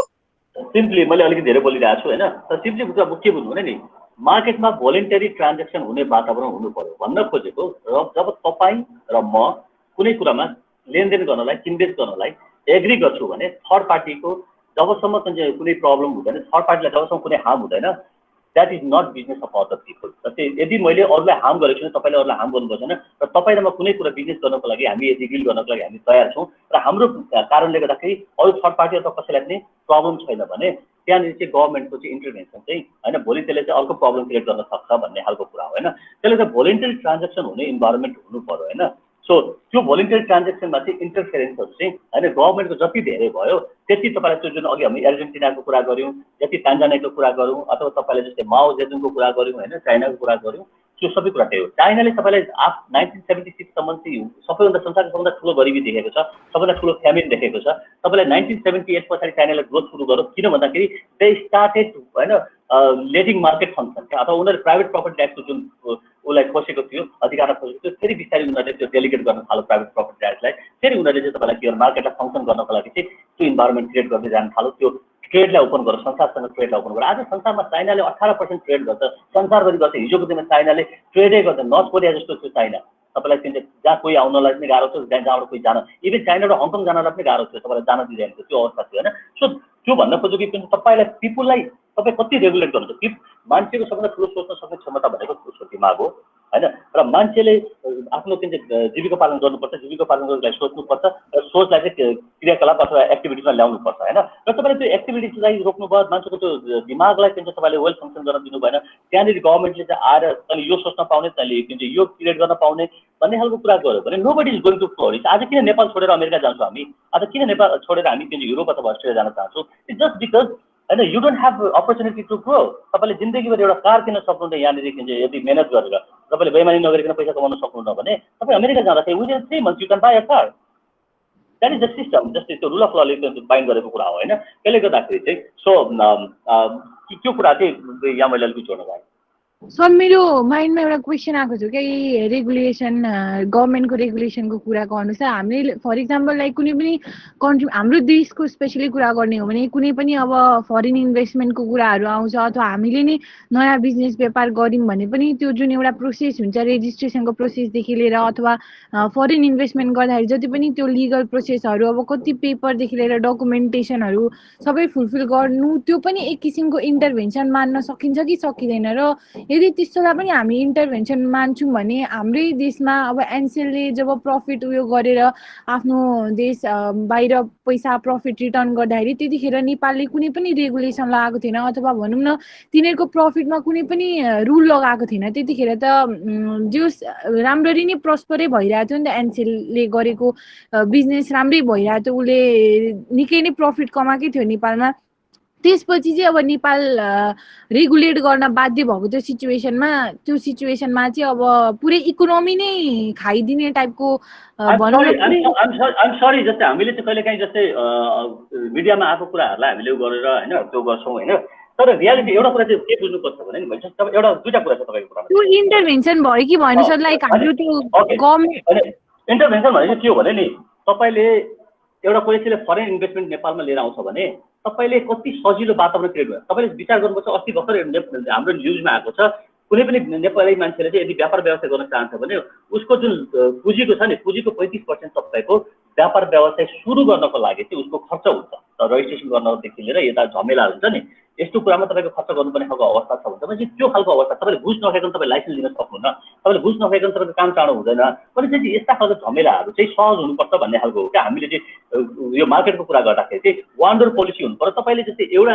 एकछिनको लागि तपाईँ मान्नुहोस्, एउटा सानो इक्जाम्पल दिन्छु, कर तिर्नको लागि अथवा तपाईँ रजिस्ट्रेसन गर्नको लागि चाहिँ किन 10 ठाउँमा गइराख्नु पर्यो? एक ठाउँमा तपाईँले चाहिँ बुझाइसकेपछि त्यो काम त सरकारको हो नि, कहाँ कहाँ बुझाउनुपर्छ भनेर उनीहरूले गर्न सक्छ नि। हरेकचोटि तपाईँले किन 10 चोटि नगरपालिकामादेखि लिएर तपाईँ सबै ठाउँमा तपाईँको फोटोकपी तपाईँ नागरिकता बुझाइराख्नु पर्यो? किन ब्याङ्कमा तपाईँले 10 चोटि माग्छ? मैले भन्दा बाबु मेरो एकचोटि छ भने रेकर्ड नसक्नु त्यही युज गर, why should I go and bring मेरो हरेकचोटि मैले त्यो नागरिकताको कारण फोटोकपी नल्याएको कारणले गर्दाखेरि म घर गएर फेरि आफ्नो काम मेरो ढिलो हुनसक्छ होइन, घर गएर त्यो नागरिकता लिएर आउनुपर्ने हुनसक्छ। If you have got a system तपाईँले त्यो चेक गरेर तपाईँले गर्न सक्नुहुन्छ। सो अब वान्डर पोलिसिजहरू तपाईँले लागू गरेर 1 घन्टामा सबै काम गर्न सक्छ। तपाईँले कहिलेकाहीँ विचार गर्नुपर्छ। मलाई अस्ति तपाईँलाई एउटा सानो इक्जाम्पल दिन्छु, कर कार्यालयमा एउटा टिकट मैले काट्नुपर्ने भयो। टिकट कहाँ छ भने एउटा मान्छेले के भन्यो भने उ त्यहाँनिर एउटा मालीको उसमा छ, त्यो गार्डेनरको उसमा छ, गार्डेनरलाई गएर सोधेँ, उसले 10 को टिकट 15 रुपियाँ भन्यो। अनि मैले भने 10 रुपियाँको दाम छ किन 15 रुपियाँ? उसले भन्यो त्यसमा जानुहोस् तपाईँ उहाँनिर के अरे हुलाक जानुहोस् भन्यो। अब हुलाक जाँदा मेरो 60 रुपियाँ खर्च हुन्छ, फेरि मेरो टाइम पनि खर्च हुन्छ। तर एउटा कर कार्यालय जस्तो ठाउँमा त्यत्रो ट्रान्जेक्सन हुन्छ, त्यत्रो टिकट चाहिन्छ, एउटा सानो डेटमा एउटा टिकट राखिदिनु सकिँदैन? सकिन्छ नि होइन, but they don't want to do it. त्यो चाहिँ तपाईँलाई चाहिँ जनतालाई हेल्प क्रिएट गरेको होइन। जस्तै मैले अघि नै भने कि तपाईँलाई त्यो प्रब्लम क्रिएट गर्ने भन्दा पनि प्रब्लम सहज बनाउने खालको जनताको लाइफलाई हर्डर क्रिएट गर्न जनताको लाइफलाई सहज बनाउने किसिमको वातावरण हुनुपर्छ भन्ने खालको बिजनेस रजिस्ट्रेसन। त्यो रेगुलेसन होइन, तर तपाईँले रेगुलेसनको इन्भाइरोमेन्ट क्रिएट गर्न सक्नुहुन्छ। त्यो चाहिँ तपाईँले एउटा सिस्टम त हामीले मान्नु पऱ्यो नि। तपाईँ ट्राफिक रुल मान्दिनँ भनेर हुन्छ होइन, तपाईँले म आफ्नै हिसाबले हिँड्छु भनेर त हुँदैन नि। तपाईँले कताबाट हिँड्ने, दायाँ बायाँ कताबाट हिँड्ने त्यो तपाईँलाई थाहा हुनुपर्छ नि त होइन। सिस्टम चाहिन्छ होइन, रेगुलेसन चाहिन्छ, तर त्यो चाहिँ तपाईँलाई अनावश्यक भार दिने खालको हुँदैन। र एनसेलको कुरा गर्नुपर्छ तपाईँले, म एउटा सानो तपाईँलाई इक्जाम्पल दिन चाहन्छु। मलाई जबसम्म एउटा कुरा तपाईँले मैले बुझ्नुपर्ने कुरा के भन्दाखेरि गभर्मेन्टको सहायता बिना, गभर्मेन्टको इन्टरभेन्सन बिना कुनै पनि फरेन कम्पनीले यहाँनिर आएर बेमानी गर्न सक्छ भन्ने कुरा म विश्वासै गर्दिनँ। 10 करोड रुपियाँ पोलिटिसियन्सबाट घुस खाएको कुरा आएको छ र उसले पोलिटिसियन्सलाई घुस खुवाउँछ भने किन कर तिर्छ? र पोलिटिसियनले भनेको होला किन म मिलाइदिन्छु नतिर भन्ने खालको कुरा गरेको होला। I'm not sure about that, किनभने मसँग एक्ज्याक्ट त्यो ऊ छैन होइन। तर एउटा कुरा तपाईँले के बुझ्नु भने गभर्मेन्टको इन्टरभेन्सन भन्दा होइन त्यो जुन मोनोपोली कसैले क्रिएट गर्न खोजिरहेको छ अथवा कसैले सर्भिस दिइरहेको छ नि होइन, त्यसको मोनोपोली फार बेटर हुन्छ भन्छु। जस्तै एकछिनको लागि हिजोको दिनमा गभर्मेन्टले मात्र सर्भिस दिन्छ टेलिकम कम्पनीको, त्यतिखेर तपाईँलाई एउटा सिम लिनको लागि 1100 रुपियाँ तिर्नु पर्थ्यो र तपाईँ 6 महिना लाइनमा बस्नुपर्ने खालको अवस्था थियो। आज कमसेकम एटलिस्ट एनसेल आएको कारणले गर्दाखेरि तपाईँको हातमा तपाईँले चाहिँ 100 रुपियाँ तिर्दाखेरि 100 रुपियाँको तपाईँको बोनस अथवा तपाईँको एउटा सिम कार्ड आइरहेको छ। कम्पिटिसन भनेको त्यो कम्पिटिसनले तपाईँलाई त्यो वातावरण दिन्छ। र एनसिएलले पैसा लान घर लगो भन्ने खालको कुरा गर्छ, कसैले पनि यदि पैसा लगानी गर्छ भने उसले घर किन लाँदैन भन्ने खालको, उसले घर लान पाउँदैन भने उसले लगानी किन गर्छ, उसलाई के जरुरी छ लगानी गर्नको लागि होइन। पैसा उसले के नेपालीलाई यहाँनिर बाँड्न आएको, नेपालीलाई के भन्छ यहाँनिर बाटो बनाइदिन आएको, नेपालीलाई के भन्छ फोन गर्नको लागि सजिलो बनाइदिन आएको त होइन नि, ऊ पैसा कमाउन आएको। र उसले हाम्रो देशको सिस्टम चाहिँ यस्तो हुनु पर्यो कि उसले पैसा कमाएर लाने सहज वातावरण पनि हुनुपर्छ भनेको, नभए you cannot bring any one in this country क्या हो। रहेको कुरा उसले पैसा तिरेन कर तिरेन भन्ने खालको कुरा, यो कर जबसम्म गभर्मेन्टको मिलोमतो हुँदैन, गभर्मेन्टको मान्छेहरूको मिलोमतो हुँदैन, जबसम्म तपाईँलाई चाहिँ सरकारी मान्छेहरूको मिलोमतो हुँदैन अथवा पोलिटिसियन्सहरूको मिलोमतो हुँदैन, एनसिएलले यो बदमासी गर्न सक्दैन। सरकारी बदमासीको कारणले गर्दाखेरि मात्रै सम्भव भएको। Thank you.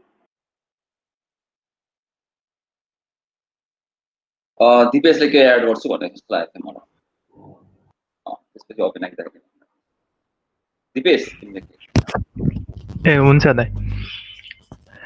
ओके सो अब यो यसमा डिबेट जस्तो हुँदाखेरि चाहिँ मलाई चाहिँ के लाग्छ भने हामीहरूले कुनै पनि कुरालाई हुन्छ नि ब्ल्याक एन्ड व्हाइट रूपमा हेर्नु हुँदैन जस्तो लाग्छ मलाई चाहिँ। अब यही कुरा गर्दाखेरि पनि बेसिकल्ली अब मैले रिसर्च गरेर मैले हेर्दाखेरि चाहिँ के हो भने हाम्रो जहिले नि मार्केट फन्डामेन्टलिजम अथवा स्टेट फन्डामेन्टलिजम त्यसैमा डिबेट भइरहेको छ, मार्केट फन्डामेन्टलिजम भर्सेस स्टेट फन्डामेन्टलिजम। त्यो चाहिँ अब मार्केटलाई पुरै छोडिदिने कि स्टेटलाई पुरै छोडिदिने भन्दाखेरि अब दुइटै फन्डामेन्टलिजम हो, एक्सट्रिमिस्ट जस्तो भयो भनेपछि दुइटै एक किसिमले त अब मार्केटलाई पुरै छोडिदिँदा पनि के हुन्छ भने मार्केटमा पनि अब सबै त्यो हुन्छ नि पर्फेक्ट हामीहरूले जुन यो आइडियोलोजी छ, यो आइडियोलोजी चाहिँ एकदम सिभिलाइज मान्छेहरू भएको, एकदम पर्फेक्ट मार्केटमा भएको, एकदम त्यो केसमा चाहिँ एकदम हुन्छ नि युटोपियन जस्तो कुरा भयो। बट रियल केस सिनारियोमा हेऱ्यौँ भने त्यसमा के हुन्छ भने जुनै पनि बिजनेसको अब ठुलो जति ठुलो हुँदै गयो त्यसको अब त्यति नै एउटा भिजन हुन्छ कि उसले पनि ठुलो बनाउँदै जाने, एउटा जुनै पनि बिजनेसको एउटा मोनोपोली बनाउने हुन्छ मार्केटमा। अनि त्यो अब त्यो मोनोपोली बनाउने उसको त्यो बिजनेसमा के गरे उसले गर्दै गर्दै जाँदाखेरि अब फेसबुक सानो थियो भने फेसबुकले अब वाट्सएपलाई एक्वायर गर्यो, इन्स्टाग्रामलाई एक्वायर गर्यो, भोलि गएर लिङ्क्डइन। सो त्यस्तो गर्दै गर्दै अब त्यो आफै मार्केटमा ठुलो भएपछि के हुन्छ भने त्यहाँ कम्पिटिसनको हामी कुरा गर्दाखेरि फेयर कम्पिटिसन नै हुन पाउँदैन, किनभने एउटा कर्पोरेट नै त्यत्रो ठुलो भइसकेको हुन्छ अनि टु बिग टु फेल भन्छ।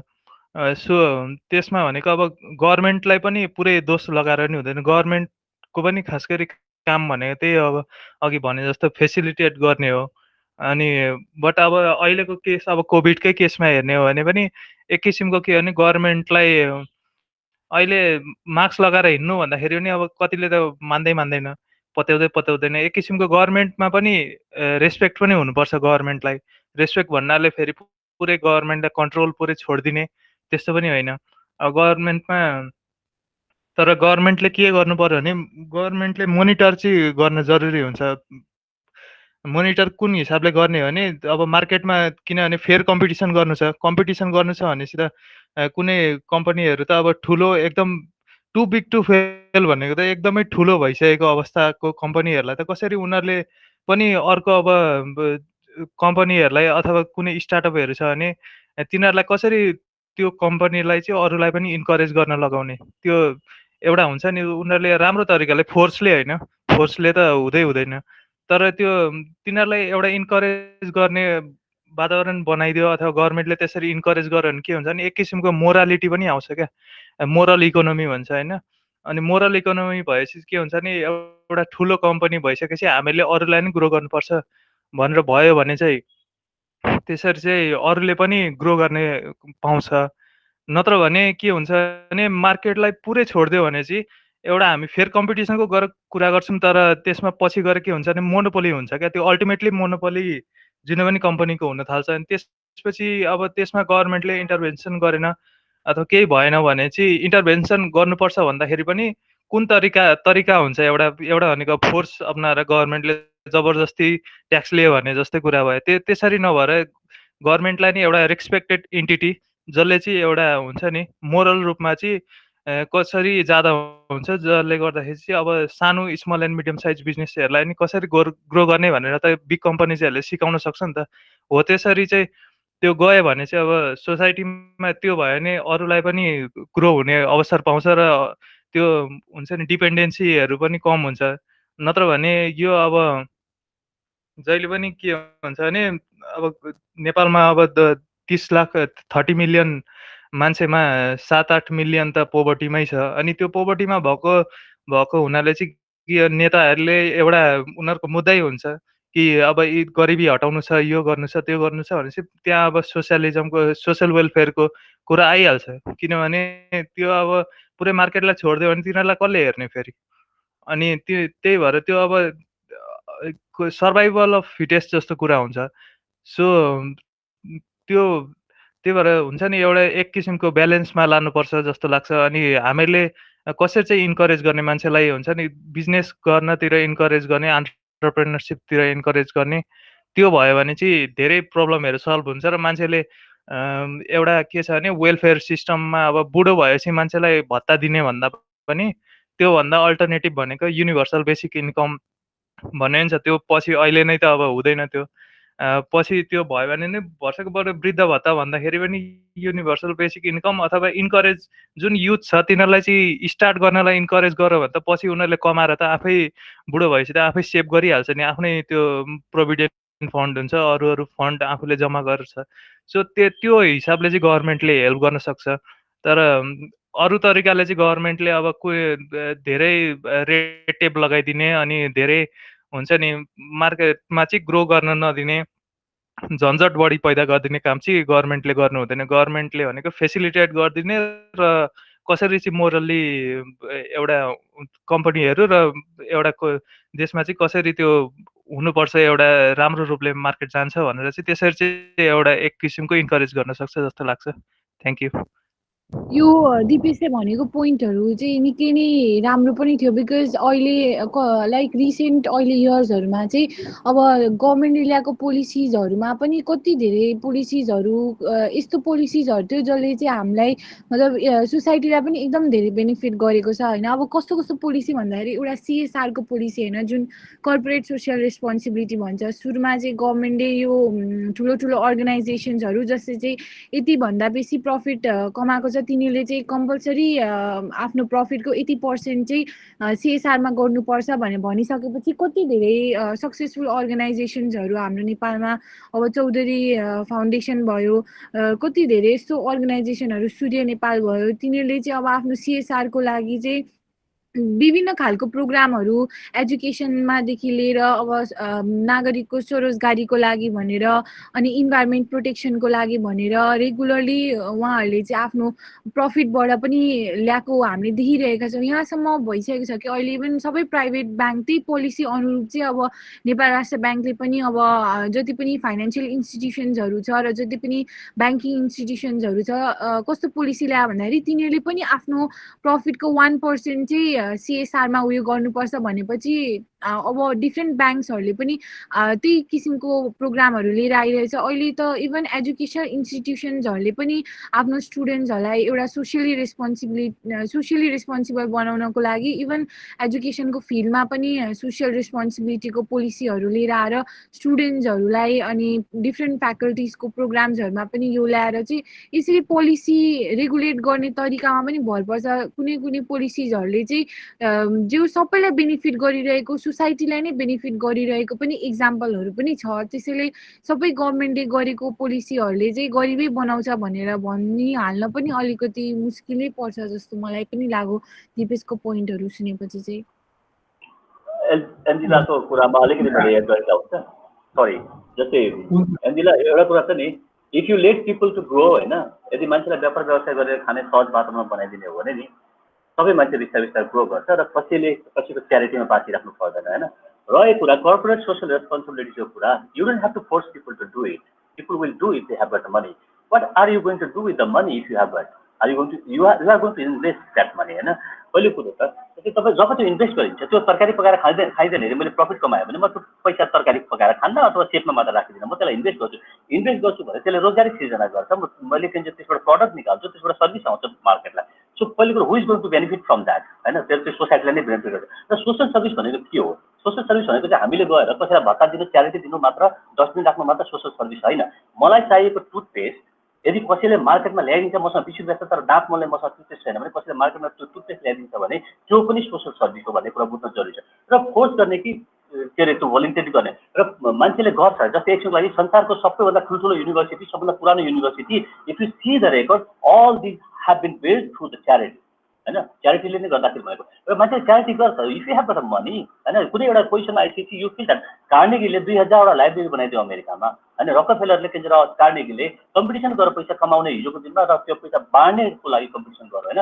त्यसले गर्दाखेरि चाहिँ CSR को लागि 30% ले छुट्याउनै पर्छ भन्ने खालको कुरामा चाहिँ मेरो चाहिँ भनाइ के भन्दाखेरि हैन, मैले ट्याक्स तिरिरहेको छु, आइम गिभिङ सर्भिस, मैले रोजगारी, मैले लगानीको रिस्क लिइरहेको छु र मैले चाहिँ लगानी गरिरहेको छु, सो रोजगारी सिर्जना गर्छु, मैले वस्तु उत्पादन गरिरहेको छु, मैले स्टेटलाई ट्याक्स दिइरहेको छु, मैले चाहिँ हुनसक्छ 2000-5000 मान्छेलाई रोजगारी दिइरहेको छु। Do you think that I have to be accountable for more हैन, त्यो खालको कुरा। जस्तै तर म यो विषयमा अहिले धेरै बहस गर्न चाहन्न। कुनै दिन तिमी हामी बस्यौँ भने गफसफ गर्ने खालको वातावरण भने चिया खाएर हामी यसमा छलफल गरौँला हैन, अथवा कुनै दिन एउटा टपिकै राखौँ CSR को कुराहरू जुन छ नि त्यसमा। ओके, सो प्लिज सरी अविनाको अथवा अरू साथीले नबोल्ने साथीले पनि यसो किन्नु गर्दा हुन्छ। मैले आज धेरै बोलेँ, सरी म साथीहरू, के अरे म अब चाहिँ बोल्दिनँ, म सुन्छु मात्र ल। होइन, मैले पनि खास दाइ त्यही भन्न खोजिरहेको थिएँ, कसैलाई पनि CSR गर्नको लागि फोर्सफुल्ली चाहिँ गर्न मिल्दैन होइन। अब एउटा पोइन्ट अफ टाइम आइसकेपछि they will realise that we have to do CSR। जस्तै फर इक्जाम्पल वारेन बफेटदेखि लिएर बिल गेट्सदेखि लिएर सबैले त्यो गरेको छ। त्यो जहाँ पनि वर्ल्डको धनी धनी मान्छेहरूले, जस्तै कोभिड यही पेन्डेमिककै सिचुएसनमा सबै ठुल्ठुलो कम्पनीहरूको भनौँ न फाउन्डर जस्तै एमाजोनदेखि लिएर फेसबुकसम्म सबैले त्यो गरेको छ क्या, नगरेको चाहिँ हुँदैन। त्यसमा चाहिँ फोर्सफुल्ली गराउनु भनेको चाहिँ फेरि त्यही कुरा आउँछ क्या, फेरि लिग्यालिटीको कुरा आउँछ। अनि फोर्सफुल हुने बित्तिकै तपाईँ त्यसलाई, हाम्रो चाहिँ कस्तो इन्टेन्सन हुन्छ भने कुनै चिज पनि फोर्स हामीलाई कर लाइन्छ भने सकेसम्म we train to avoid that होइन। र अर्को कुरा टु बिग टु फेल भन्ने अघिको कुरा आइरहेको थियो होइन। एक्ज्याक्टली अस्ति भर्खरको सेनेटरहरूले त्यो जुन 4वटा हाम्रो फेसबुक जकरबर्ग र जेफ बेजोस हरूलाई इन्टरोगेटको जुन गरेको थियो त्यसमा पनि त्यही कुराको कुरा आएको थियो। गभर्मेन्टले इन्टरभेन गर्छ तर कसरी इन्टरभेन गर्नु पर्यो भने to encourage the competition. For example फेसबुकलाई के भनेर रिक्वेस्ट गर्यो भने उनीहरूले, सिनेटर्सहरूले, तिमीले चाहिँ नयाँ एन्टरप्रेन्योर्सहरूलाई बोर्डिङ नै गर्न दिनौ भन्ने र एक्युज गर्यो। उसको एन्सर के थियो भने म होइन, म दिन्छु होइन, मैले मेरो काम गर्न त पाउनु पर्यो नि भन्ने किसिमको उसको एन्सर थियो होइन। सो उसको फ्रिडम हो। जस्तै ठुलो कम्पनीहरूले डेफिनेटली बिग फिस र स्मल फिसको कुरा आउँछ र त्यो बिग फिस हुँदाखेरि उसले त्यो स्मल फिस हुँदाखेरि त्यो बिग फिस हुनको लागि कति मेहनत गरेको छ भन्ने कुरा हो। जस्तै फेसबुक अलरेडी एक्जिस्टेन्टमा छ, म त्योसँग कम्पिट गर्ने, म प्रडक्ट बनाउँछु भने त डेफिनेटली उसले मलाई काउन्टर त गर्छ नि त होइन। त्योसँग मिल्दोजुल्दो प्रडक्ट बनाउँछु भने त डेफिनेटली उसले यदि प्रमिसिङ देखायो भने मलाई एक्वायर गर्न खोज्छ। अदरवाइज हेर, जस्तै मार्क जकरबर्गले के भन्ने थियो भने तैँले चाहिँ थ्रेट पनि गर्छस् त्यो कम्पनीलाई। कसरी थ्रेट गर्छ? आइदर मलाई तेरो कम्पनी दे, otherwise we are working in this project भनेर इन्डाइरेक्ट थ्रेट गर्छस् भन्ने किसिमले पनि कुरा गरेको थियो। हो, that's the perfect role of government.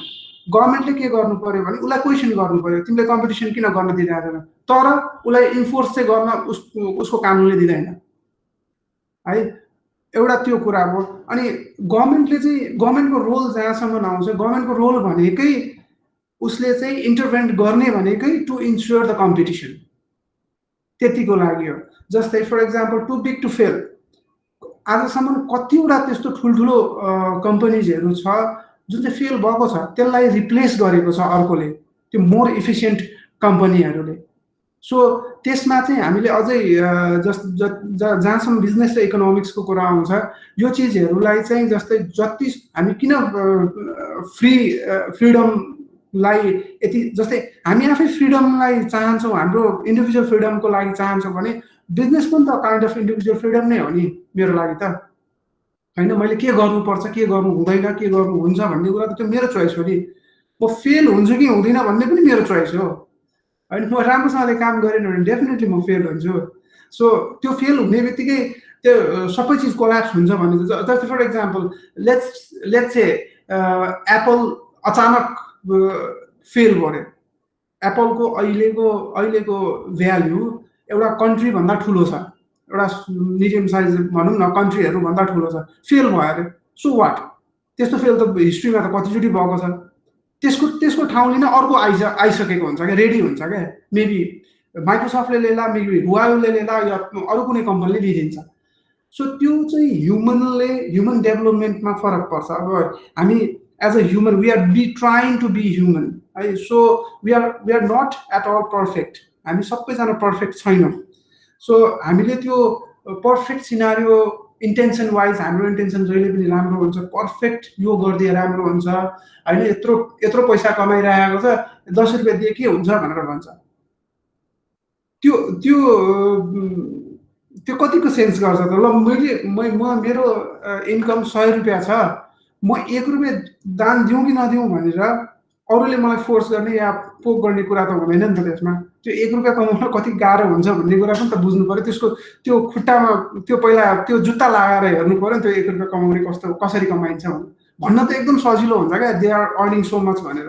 तर त्यो सिस्टम सेट गर्नको लागि त्यो बिजनेस इकोसिस्टमदेखि लिएर त्यो ग्रो गर्नको लागि कति रातसम्म हामीले बिहान आँखा खुलेदेखिबाट त्यो जहिले पनि त्यसैमा दिमाग जान्छ क्या। अनि नसुत्नुन्जेलसम्म सुत्ने बेलामा पनि ल अब भोलि के गर्ने भनेर दिमाग, त्यो टाइम चाहिँ कसैले क्यालकुलेट गरेको हुँदैन क्या। So we just see the tip of iceberg क्या। त्यसैले अनि हामी we just talk about equality होइन, तर not on the basis of के भनौँ इक्वालिटीको कुरा चाहिँ गर्छौँ तर इक्विटीको चाहिँ कुरा गर्दैनौँ क्या। So that is what missing I think.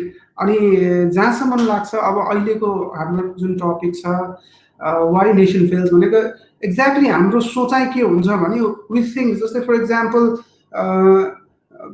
Price सिलिङकै कुरा गरौँ। अहिले त धेरै मान्छेहरूलाई थाहा भइसक्यो price ceiling is not good भनेर, तर त्यो बेलामा जुन बेलामा पोलिसी ल्याइएको थियो के अरे चामल 50 रुपियाँ किलोमा सबै जनताले खान पाए, कस्तो राम्रो पोलिसी। तर त्यसको कन्करेन्ट इफेक्टहरू पनि त हुन्छ नि त होइन।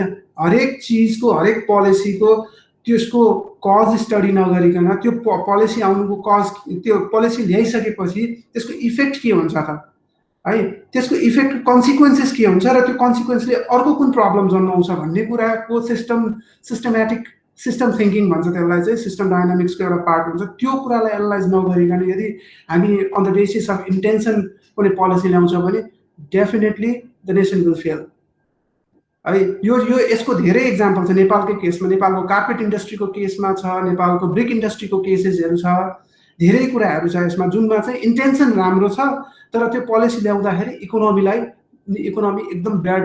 नट ओन्ली नेपालको मात्र कुरा होइन, यो इन्टरनेसनल फोरमले पनि त्यो मिस्टेक्सहरू गरेको छ। जस्तै हामीले युनाइटेड नेसनको कन्फरेन्सहरूमा कति कुराहरूको यस्तो कुराहरू डिस्कसन हुन्छ जसको कारणले गर्दा इन्टरनेसनल समुदायहरूले त्यो डिसिजन लिएको हुनाले एउटा पुरै कन्ट्री नै फेल भइरहेको हुन्छ क्या। सो यही कुराहरूलाई चाहिँ एक्चुअली भन्ने हो भने नेसनलाई चाहिँ नेसनको लिडर्सहरूले बुझ्नुपर्ने कुरा चाहिँ वी आर नट पर्फेक्ट भनेर बुझिदिनुपर्छ। सो नेचर सबभन्दा best example is nature is perfect, they will balance each other होइन। आज गर्मी बढ्छ भने अलि दिनपछि जाडो आइहाल्छ क्या, त्यो नेचरले ब्यालेन्स गरिदिन्छ। So that the same thing for free मार्केटको पनि त्यही कुरा हुन्छ होइन। हामीले डराउनु पर्दैन फ्री मार्केट, यदि हामी फ्रिडममा विश्वास गर्छौँ भने हामीले डराइराख्नु पर्दैन क्या। यो के हुन्छ हामीले फ्री छोडिदियो भने ला सर्टेन ग्रुपले मात्रै, जसले मेहनत गर्छ त्यसले एक्वायर गर्छ क्या। सो पुँजी भन्ने कुरा पनि सबैलाई दिनु हुँदैन, किन भन्दाखेरि द्याट विल बी मिसयुज होइन। पावर भन्ने कुरा पनि सबैलाई दिनु हुँदैन, that will be absolute power, absolute कुराहरू चाहिँ कसैले पनि दिनु हुँदैन। So let them be free भन्ने कुराहरू चाहिँ धेरै इम्पोर्टेन्ट हुन्छ जस्तो लाग्छ मलाई चाहिँ। ओके, सो लगभग हामी समय जुन छ त्यो ऊ पनि भइसक्यो। Thank you Avinayak. अनि अरू कोही साथीहरू जस्तै कसैलाई के बोल्नुपर्ने छ अथवा कसैलाई के एड गर्नुपर्ने छ नबोल्ने साथीहरू अथवा कसैलाई केही छ भने गर्दा भयो होइन होइन बिस्तारै बिस्तारै मिटिङ बाँड्ने खालको बेला पनि हुनुहुन्छ कि जस्तो लाग्छ मलाई प्लिज। हुन्छ म चाहिँ अलिकति चाहिँ त्यो सरी सिजनलाई पनि अघि केही बोल्नु पर्ने थियो तर सायद सिजनले बोल्न पायो कि पाएन भन्ने मात्र अझै अघि भन्नुभएको प्लिज प्लिज सरी यार खोइ त त्यही त नत्र हल्ले कन्टिन्यू गर्छ सिजनले केही थियो जस्तो लाग्यो ए छैन मेरो छैन ल फल्छ होला सुमन दाइ हजुर होइन मैले चाहिँ जस्तै उसको कुरामा जस्तै विजयले अघि सोधेको कुरामा होइन सायद विजय गइसक्यो होला सो विजयले गरेको कुरा त्यसै गरी रेनिसाले गरेको कुरा र एन्जिलाले गरेको कुरामा चाहिँ एक दुईवटा कुराहरू एड गर्न चाहन्छु जस्तै विजयले जुन क्वेसन सोधेको थियो सो नेपालमा चाहिँ प्राइभेटाइजेसन भएर पनि किन काम गरेन भन्ने कुरामा चाहिँ होइन सो नेपालमा चाहिँ के भयो भन्दाखेरि जस्तै नेपालमा 39 वटा चाहिँ स्टेट अन इन्टरप्राइजेसहरू थिए होइन जुन चाहिँ प्रफिट कमाउन नसकेर चाहिँ उनीहरू चाहिँ सम्भवतः फेल हुँदै गए र त्यसलाई चाहिँ अब स्टेटले चाहिँ फेरि अनुदान दिएर पालिरहनु हामीसँग त्यो क्यापेसिटी रहेन 1990s पछि जब लिबरलाइजेसन भयो त्यसपछि चाहिँ सरकारले चाहिँ के गर्यो भन्दाखेरि जब त्यो इन्डस्ट्रीहरू फेल हुन थाले मार्केटसँग कम्पिट गर्न नसकिसकेपछि चाहिँ नेपाल गभर्मेन्टले चाहिँ त्यसलाई चाहिँ प्राइभेट उसलाई चाहिँ हस्तान्तरण गर्न केही उसलाई चाहिँ हस्तान्तरण गर्यो होइन स्टेट अन इन्टरप्राइजेसहरूलाई र जसमध्ये चाहिँ दुईटाले मात्रै 39 वटामा दुईटाले मात्रै तपाईँलाई चाहिँ प्रफिट दिइरहेको छ त्यो भनेको नेपाल टेलिकम हो त्यो नेपाल टेलिकम पनि फुल्ली चाहिँ स्टेट अन छैन त्यसको 49 या 50 चाहिँ सरकारको छ भने बाँकी 50 या 49 चाहिँ प्राइभेटको छ त्यसले गर्दाखेरि मात्रै हामी चाहिँ नेपाल टेलिकमलाई चाहिँ प्रफिट दिइरहेछ भन्नेमा जाँच्न सक्छौँ त्यो बाहेक जति पनि हामी इन्डस्ट्रीहरू छौँ त्यो सबै डुबिसकेको अवस्थामा छ सो त्यसो भए के भयो भनेर भन्दाखेरि चाहिँ हामीले 4 वर्षसम्म चाहिँ त्यो लिबरलाइजेसन प्रोसेसमा गयौँ त्यहाँ जाँदाखेरि चाहिँ हामीले त्यो स्टेट अन इन्टरप्राइजेसहरूलाई चाहिँ प्राइभेटाइजेसन गरि नै रहेको थियौँ ठ्याक्कै 52 पछि फेरि हामी चाहिँ 10 वर्षसम्म द्वन्द्वकालमा गयौँ जसले गर्दाखेरि चाहिँ यो ग्याचाङ बुजुङले गर्दाखेरि चाहिँ हामीले न त्यो स्टेट अन इन्टरप्राइजेसहरूलाई प्राइभेटाइजेसन गर्न फुल्ली प्राइभेटाइज गर्न सक्यौँ न त्यसलाई चाहिँ सरकारले पनि फेरि फुल्ली चलाउन सक्यो जसले गर्दाखेरि चाहिँ अहिले हामीले चाहिँ हाम्रो बसमा आउने कुराहरू चाहिँ के हो भन्दाखेरि त्यसो भए चाहिँ नेपाल प्राइभेटाइजेसनमा गएको हो नि खै त अनि किन यो फेल भयो भन्ने क्वेसन चाहिँ अहिले यहाँनिर आउनुको कारण चाहिँ त्यो हो त्यसले गर्दाखेरि चाहिँ र त्यसपछिको जुन कुरो आयो त्यसमा चाहिँ के छ भन्दाखेरि अहिले चाहिँ वर्ल्ड ब्याङ्कले फेरि तपाईँलाई चाहिँ के गरिरहेको छ भन्दाखेरि सरकारसँग मिलेर चाहिँ त्यसलाई रिस्ट्रक्चर गर्ने काम गरिरहेको छ होइन जस्तै तपाईँलाई चाहिँ त्यसमा चाहिँ आई थिङ्क म तपाईँहरूलाई एउटा बुक रिकमेन्ड गर्न चाहन्छु तपाईँहरूले पढ्न सक्नुहुन्छ if you want then the death of an industry भन्ने मल्लिका साक्यले लेख्नु भएको त्यो किताब महँगो छ होइन 2025 कति रुपियाँ पर्छ so if you want then त्यो बुकमा चाहिँ उहाँले चाहिँ कसरी चाहिँ नेपालको चाहिँ एउटा इन्डस्ट्री अब यो कार्पेट इन्डस्ट्री कसरी फेल हुँदै गयो भन्ने कुरामा चाहिँ डेप्थ स्टडी गरेर नै लेख्नुभएको किताब हो त्यो सो त्यसरी चाहिँ नेपालको चाहिँ त्यो स्टेट अन इन्टरप्राइजेसहरू चाहिँ प्राइभेटाइजेसनमा नजान सक्नुको कारण र फुल्ली प्राइभेटाइज भएर नचल्न सक्नुको कारण चाहिँ एउटा यो पनि हो होइन र अर्को रेनिसाले भनेको क्वेसनमा चाहिँ जस्तै हामीले क्लासिकल इकोनोमिक्समा चाहिँ अब त्यसले सबै कुरा मार्केटलाई नै दिने त्यसो त गभर्मेन्टै नहुने भन्ने कुरा चाहिँ हुँदैन सो गभर्मेन्ट हुनैपर्छ गभर्मेन्ट नभइकन त मार्केट पनि चल्न सक्दैन होइन त्यसले गर्दाखेरि मार्केटले चाहिँ अब गभर्मेन्टले चाहिँ रुल अफ ल चाहिँ मेन्टेन गरिदिन सक्नुपर्छ भन्ने कुरा चाहिँ क्लासिकल इकोनोमिक्सहरूले पहिलादेखि नै भन्दै आएको कुरा हो होइन त्यसै गरी चाहिँ एनजिलाले सोधेको जुन क्वेसन थियो सायद त्यसमा चाहिँ I will recommend one politics without romance भन्ने एउटा जेम्स बुचनको चाहिँ एउटा उयो छ होइन उसले लेखेको उयो छ त्यो चाहिँ पब्लिक चोइससँग रिलेटेड थियो त्यो पब्लिक चोइस थ्योरीमा चाहिँ त्यो पढाइ हुन्छ त्यो कुरा चाहिँ होइन सो इफ यु त तिमीले सोधेको क्वेसनमा चाहिँ त्यो जुन तिमीले सोधेको त्यसमा चाहिँ आई थिङ्क त्यो कुरालाई चाहिँ तिमीले चाहिँ यो पोलिटिक्स विदाउट रोमान्स भन्ने उसमा चाहिँ तिमीले पढ्यो भने चाहिँ आई थिङ्क त्यसमा चाहिँ तिमीले चाहिँ के त्यसको एन्सरहरू पाउन सक्छौ जस्तै पोलिसी बनाउँदाखेरि चाहिँ कसको हात हुन्छ त्यसमा चाहिँ अब एउटा गभर्मेन्टमा काम गर्ने मान्छेहरूदेखि लिएर प्राइभेट कम्पनीमा काम गर्ने मान्छेहरूदेखि लिएर ब्युरोक्रेट्सहरूमा चाहिँ कस्तो उनीहरूको आफ्नो सेल्फ इन्ट्रेस्ट कसरी त्यसमा चाहिँ रन भइरहेको छ र जुन कुराले गर्दाखेरि चाहिँ पोलिसी कसरी बनेर आउँछ भन्ने कुरा चाहिँ उसले चाहिँ त्यो public choice politics without romance भन्ने उसमा चाहिँ छ गुगलमा सर्च गऱ्यो भने तिमीले त्यो पाउन सक्छौ त्यसलाई स्टडी गऱ्यो भने I think you can get that त्यो कुरा एन्सर चाहिँ तिमीले त्यसमा पाउन सक्छ जस्तो मलाई लाग्छ र एनसेलको कुरा गर्दाखेरि चाहिँ के हो भन्दाखेरि एनसेलभन्दा अगाडि मेरो मोबाइल भन्ने थियो होइन सो यहाँनिर एउटा इन्ट्रेस्टिङ उयो के छ भन्दाखेरि फ्याक्ट चाहिँ जो सबै त्यसो भए त एनसेल 10 करोड उयो तिरेन सबै पैसा लगो भन्ने कुरामा चाहिँ के छ भन्दाखेरि सो नेपाल गभर्मेन्टले तपाईँलाई चाहिँ जतिखेर मेरो मोबाइल जुन कम्पनीले चलाएको थियो त्यो कम्पनीले चाहिँ त्यो कम्पनीसँग चाहिँ हाम्रो नेपाल सरकारको चाहिँ त्यो जुन एमओयू भन्छ अथवा जुन पोलिसी साइन हुँदाखेरि चाहिँ हाम्रो नेपाल सरकारले चाहिँ के भनेको थिएन भन्दाखेरि तिमीले कमाएको प्रफिटको यति कुरा यति उयो चाहिँ यहाँ खर्च गर्नुपर्छ है भन्ने चाहिँ हाम्रो सरकारले गरेको थिएन। द्याट्स वाइ उसले चाहिँ के गर्दाखेरि त्यो सबै प्रफिट लग्यो है। र त्यसपछि चाहिँ गभर्नमेन्टले अहिले चाहिँ के गरेछ भन्दाखेरि सो अबको जति पनि एन्सेल जति प्रफिट कमाउँछ त्यसको चाहिँ सर्टेन पर्सेन्ट चाहिँ यहाँको सिटिजन्सहरूलाई चाहिँ उसले चाहिँ as a share as a उयो चाहिँ बाँड्नुपर्छ होइन, हामी खोलाउनुपर्छ। जसले गर्दाखेरि चाहिँ तिमीले पनि भोलिको दिनमा चाहिँ एन्सेलमा चाहिँ आफ्नो एन्सेलको सेयर होल्डर हुन सक्छौ, जसको चाहिँ तिमीले चाहिँ सेयर किनेर चाहिँ तिमी पनि भोलिको दिनमा चाहिँ त्यो सेयर होल्डर हुन सक्छौ होइन। सो उसले चाहिँ त्यो पोलिसी चेन्ज गर्यो भन्नु मतलब त्यो सबक सिक्यो नि त। 10 करोड रुपियाँ उसले खाएर गइसकेपछि एउटा उसले नेपाल सरकारले सबक सिक्यो, त्यो सबक सिकिसकेर चाहिँ त्यो पोलिसीमा के गर्यो चेन्ज गर्यो होइन।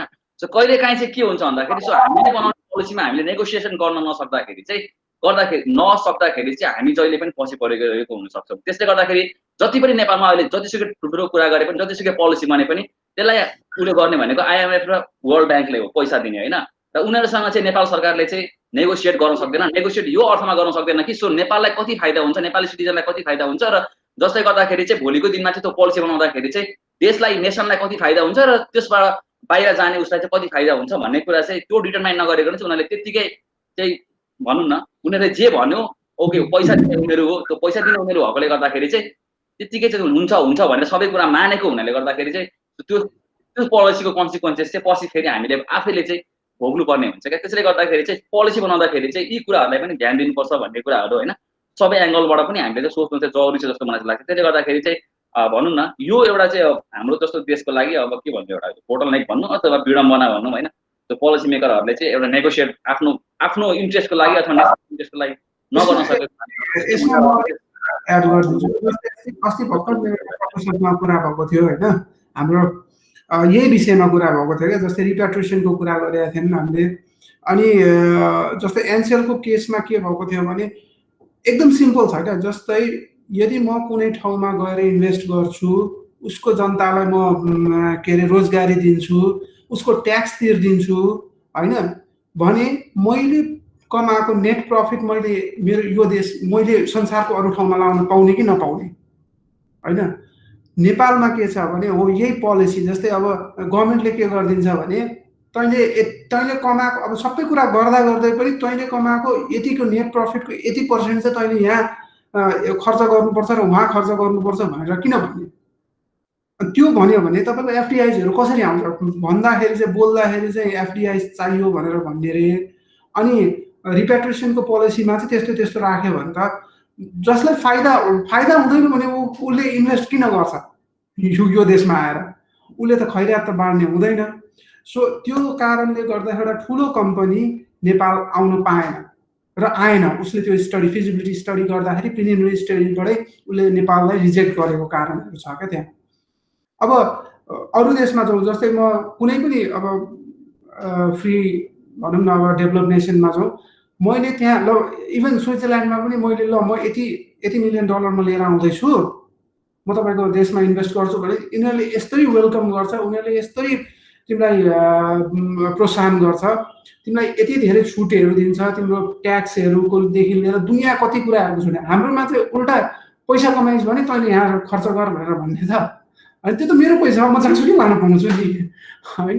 त्यो कारणले पनि अलिकता यस्तो पोलिसीले पनि अलिकता हाम्रोमा चाहिँ त्यो इकोनोमिक ग्रोथ हुन नपाएको हो कि जस्तो लाग्छ है।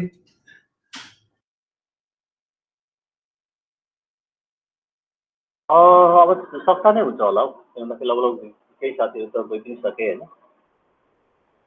हुन्छ दाइ त्यही गर्दा हुन्छ कन्ट्रिब्युट हुन्छ। तिमीले नै कन्ट्रिब्युट गर्छौ नि त, हामी अब कोही साथीहरू पछि गफ गर्ने पनि गर्दा हुन्छ। सर्वज्ञले अघिदेखि बिचरा मैले उसलाई काटिरहेको थिएँ। सर्वज्ञलाई तिमीले नै कन्ट्रिब्युट गर्छौ न। ए होइन ए सरी आई मिन होइन ऊ भइसक्यो आई मिन सबैजनाले राम्रै कुरा गर्नुभयो, कन्क्लुड गरिदिउँ त म। तिमीलाई त्यसैको लागि त राखेको त हामीले। के अरे होइन रमाइलो कुरा लाग्यो होइन। सो ठ्याक्कै यहाँ त्यो कमेन्ट्सहरूमा सबैले लेखेको छ। सो सुरुमा आई थिङ्क स्टार्ट गर्दाखेरिमा पनि हामीले उसको कुरा गराएको थियो होइन। सो आर्टिकलले के कसरी बनाएको छ, कसरी सुरु भएको थियो होइन। सो आई थिङ्क सुरुदेखि नै हामीले अलिकति वाइ नेसन्स फेल जस्तै खालकै कुराहरूबाटै सुरु गऱ्यौँ। हुन त हामीले वाइ नेसन्स फेलको कुराहरू गरेनौँ, तर आई थिङ्क जस्तो यो पोलिसिजहरू प्रोटेक्सनिजमहरू होइन ले चाहिँ मोस्टली एकदमै एफेक्ट गरिरहेको हुन्छ होइन। एउटा कुनै पनि देशको पोलिसी मेकिङहरूमा चाहिँ यस्तो कुराहरू हाबी स्टेटिजम हाबी भएपछि सबै कुरा सरकारले पुर्याइदिने हाबी भएपछि चाहिँ कस्तो खालको दुर्भाग्यपूर्ण स्थिति आउँछ भने शुभम दाइले त्यसबाट सुरु गर्नुभएको थियो। त्यही बिचमा आई थिङ्क एन्जिलाहरूले पनि र शुभमले पनि केही रोशनले पनि केही कुराहरू राखेका थियो। जस्तै मैले अलिकति बुझिनँ यो कुराहरू सम्बन्धी गरेर शुभमले कुरा गरेको थियो होइन। सो उसको चाहिँ मेन क्वेसन के थियो भन्दाखेरि सरकारले त राम्रै गर्न खोज्छ नि, त्यसो नराम्रो कहाँ गर्न खोज्छ भन्ने पनि कुरा थियो होइन।